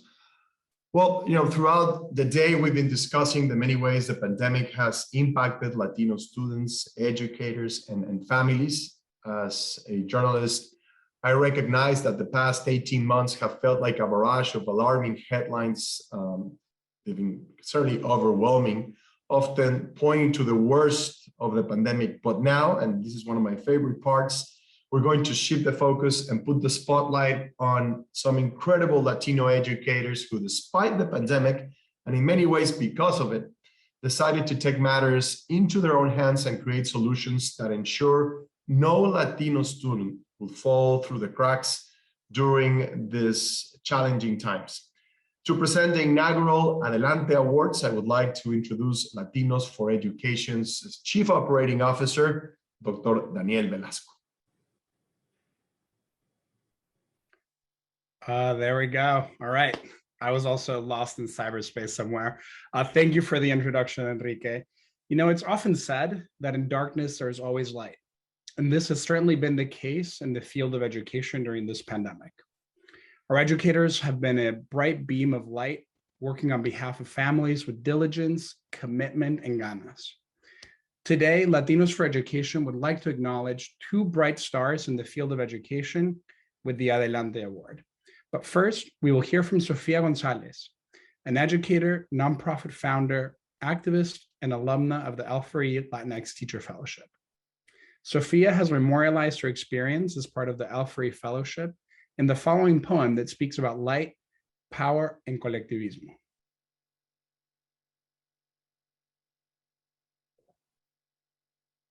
Can we tee up? There we go.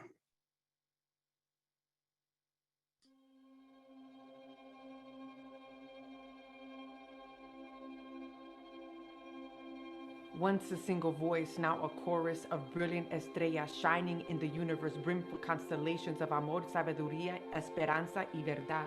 I have learned not to apologize for my passion stemmed from my lived experiences of trauma and long suffering. There is poder increíble in our Latinx identity, hues of colors designed with complexities that will service the brown faces and spaces that embody nuestra comunidad. The intersection of contemplative mindfulness, the vitality of linguistic literacy that traces back our history shall hold us, elevate us to dimensions of advocacy yet unseen. To feel the warmth of our Latinidad cascade from the backdrop of our stories, from the works of our hands to the rooms of our hearts. Nunca en mi vida have I felt such a collective belonging of like-minded that see the potential and the promise of our kids that have often been left on society's margins, but we see them, we hear them, and we will amplify the voices that they already have. Empowerment, grace, beauty, promise, declarations, proclamations, reverberations. Every revolution begins on the heels of resistance, answering to the sounds of angustia, reclaiming with fist de justicia. We are the ones we are waiting for. We are our ancestors' wildest dreams. Adelante con la lucha, juntos podemos.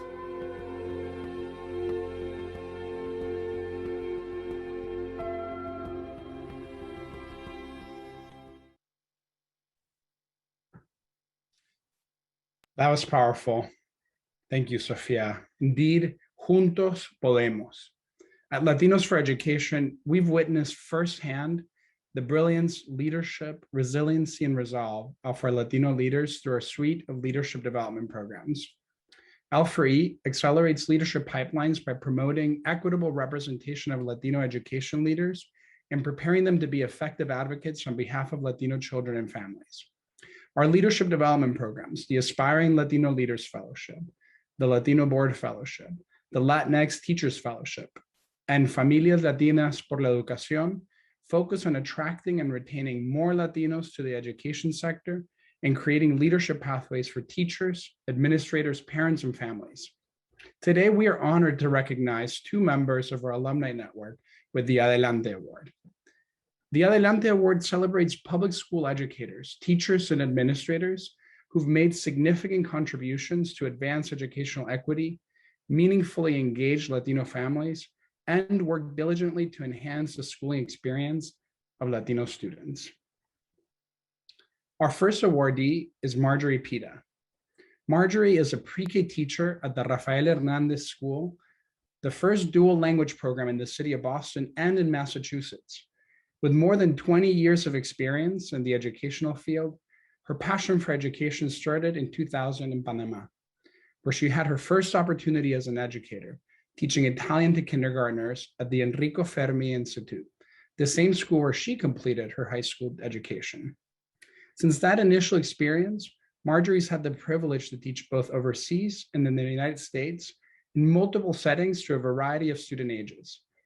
She teaches English to immigrants in the state of New Jersey and facilitates federally funded programs to educate adolescents about STDs and safe sex practices. In the midst of both a double pandemic, COVID-19 and racial discrimination, Marjorie, in collaboration with two of her school colleagues, decided to take action on something within their control and created a YouTube channel targeting mainly Spanish-speaking families and educators in bilingual settings to support them through the use of technology and platforms during remote learning instruction. As an alum of L4E's Latinx Teachers Fellowship, she was inspired and decided to look for more opportunities and leadership in her district, while remaining a full-time teacher in the classroom. Marjorie is part of the Women Educator of Color Executive Coaching Program and a Teacher National Board Certification candidate. As a teacher enthusiast, Marjorie's goal is to be one of the voices of change and improvement in our educational system, advocating for policies that will better serve all students. Please join me in welcoming and recognizing Marjorie Pita.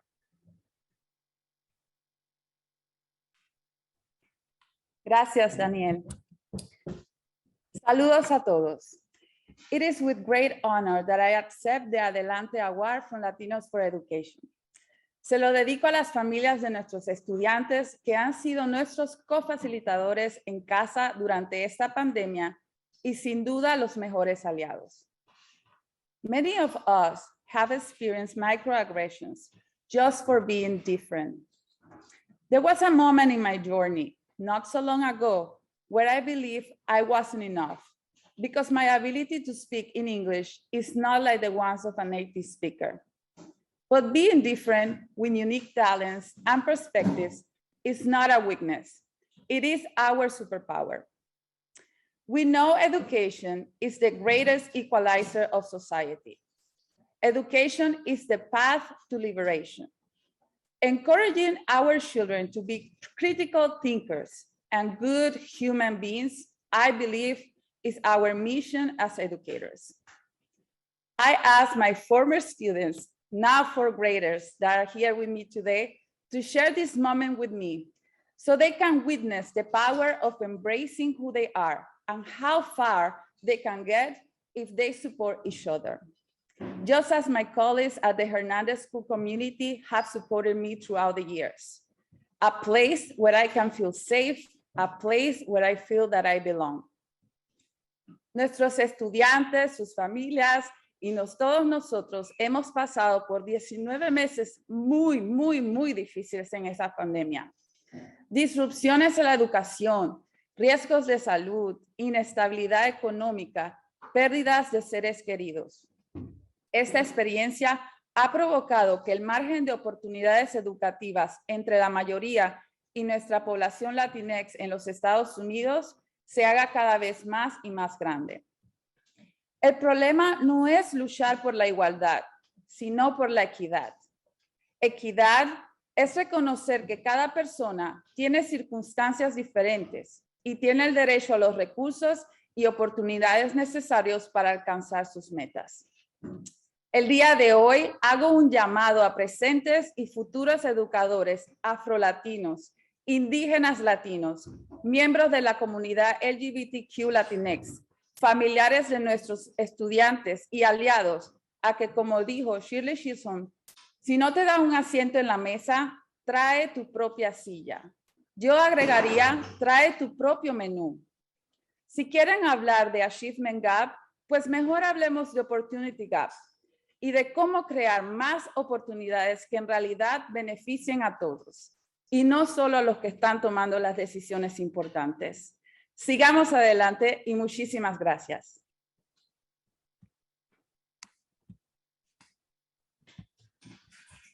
Gracias, Marjorie, and congratulations once again, well said.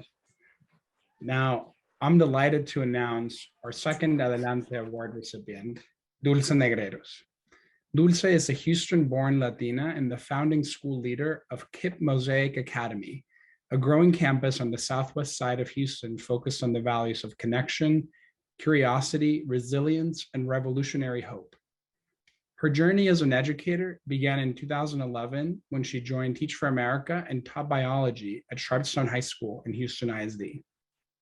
As an alum of L4E's Aspiring Latino Leaders Fellowship, Dulce is always looking to ensure every student not only learns, but feels cared for and seen. This is a tremendous and empowering goal to take on, but Dulce does not let its difficulty get in the way. Rather, she embraces it and leans on the voice of students and families to ensure she is creating the best space for all. Dulce is not afraid to solicit feedback from the voices least heard, even if it comes with criticism, because she knows it is the right way to lead. Dulce truly embodies what it means to be a leader of the people and for the people. Please join me in welcoming and recognizing Dulce Negreiros. Hi, everyone, and thank you, Daniel. I am so grateful and honored to receive the Adelante Award today. And when I think about why I do this work, I think about my own experience as a Latina student. I vividly remember my first day of my freshman year at UT Austin as I'm walking into Introduction to Chemistry 301. There are 300 students in the auditorium. I don't know anyone, and I feel so out of place. I ask myself constantly, do I belong here? I spot one of very few Latinas who happens to just have the same exact backpack that I do, and so I sit next to her. 3 years later, I'm in my senior neurobiology lab class, and I look around the room and realize I'm the only brown woman in the room. And the same question that I had my first semester surfaces: do I belong here? The question continues to surface as one of the few Latina teachers at various schools, and now one of the few Latina leaders in my district, at a district where we serve more than 70% of Latina students. Over the last several years, I have realized that my own experience as a Latina who grew up in a single parent, low-income household and faced numerous life-altering challenges and graduated as a first-generation student have allowed me to better understand what our Latina students need in order to feel like they are worthy of achieving their dreams. I do this work and will continue to do this work for 3 reasons. 1, to represent as a Latina, a native Houstonian, the daughter of an immigrant, and all the intersectionalities of my identity. 2, to help narrow the opportunity gap that exists within my community so that students receive the academic experiences they deserve to lead their choice-filled lives. And then the last one, which is the most closest and dearest to my heart, is to build a school, specifically Kit Mosaic Academy, where Latina students feel powerful, feel beautiful, loved, and affirmed, and know that they belong in any environment, no matter who they are surrounded by. My favorite part of my days are talking to families in Spanish, being able to connect with them as a first-generation student, and always telling them, you remind me so much of my mom. And being able to talk to the younger students and them seeing someone who looks like them, fighting for them constantly at the table when making really tough decisions. I hope to continue to amplify the voices, the orgullo, and the resilience that exists within our Latina students and families and communities. Thank you so much. Very happy to receive this award. Thank you, Dulce, and congratulations once again. Y felicidades to both of our Adelante Award recipients. We thank you for your service to public education and look forward to continuing to elevate your many successes as they materialize. Next, I'd like to invite my friend and our CEO, Amanda Fernandez, to deliver our closing remarks. Gracias, Daniel. And wow, we're honored to have Marjorie and Dulce as our recipients of the Adelante Award. Your leadership is breaking down barriers and providing Latino students with the opportunity they need to reach their full potential. And you are the reason why Latinos for Education exists, because we need so many more of you in this kind of role, shaping the future of our youngest students in education. Thank you so much for all you do. And I'd like to thank everybody for joining us today. We're going to end a little bit early, so that is a big surprise, but we're glad to give you some time back. But with that, thank you for attending our first ever State of Latino Education Summit. We are at a close now, but we know that we are in good company with you all because you showed up today and we want to hear from you and we want to work with you because our agenda is by us and for us collectively. So we hope that you will join us in this work as we move forward.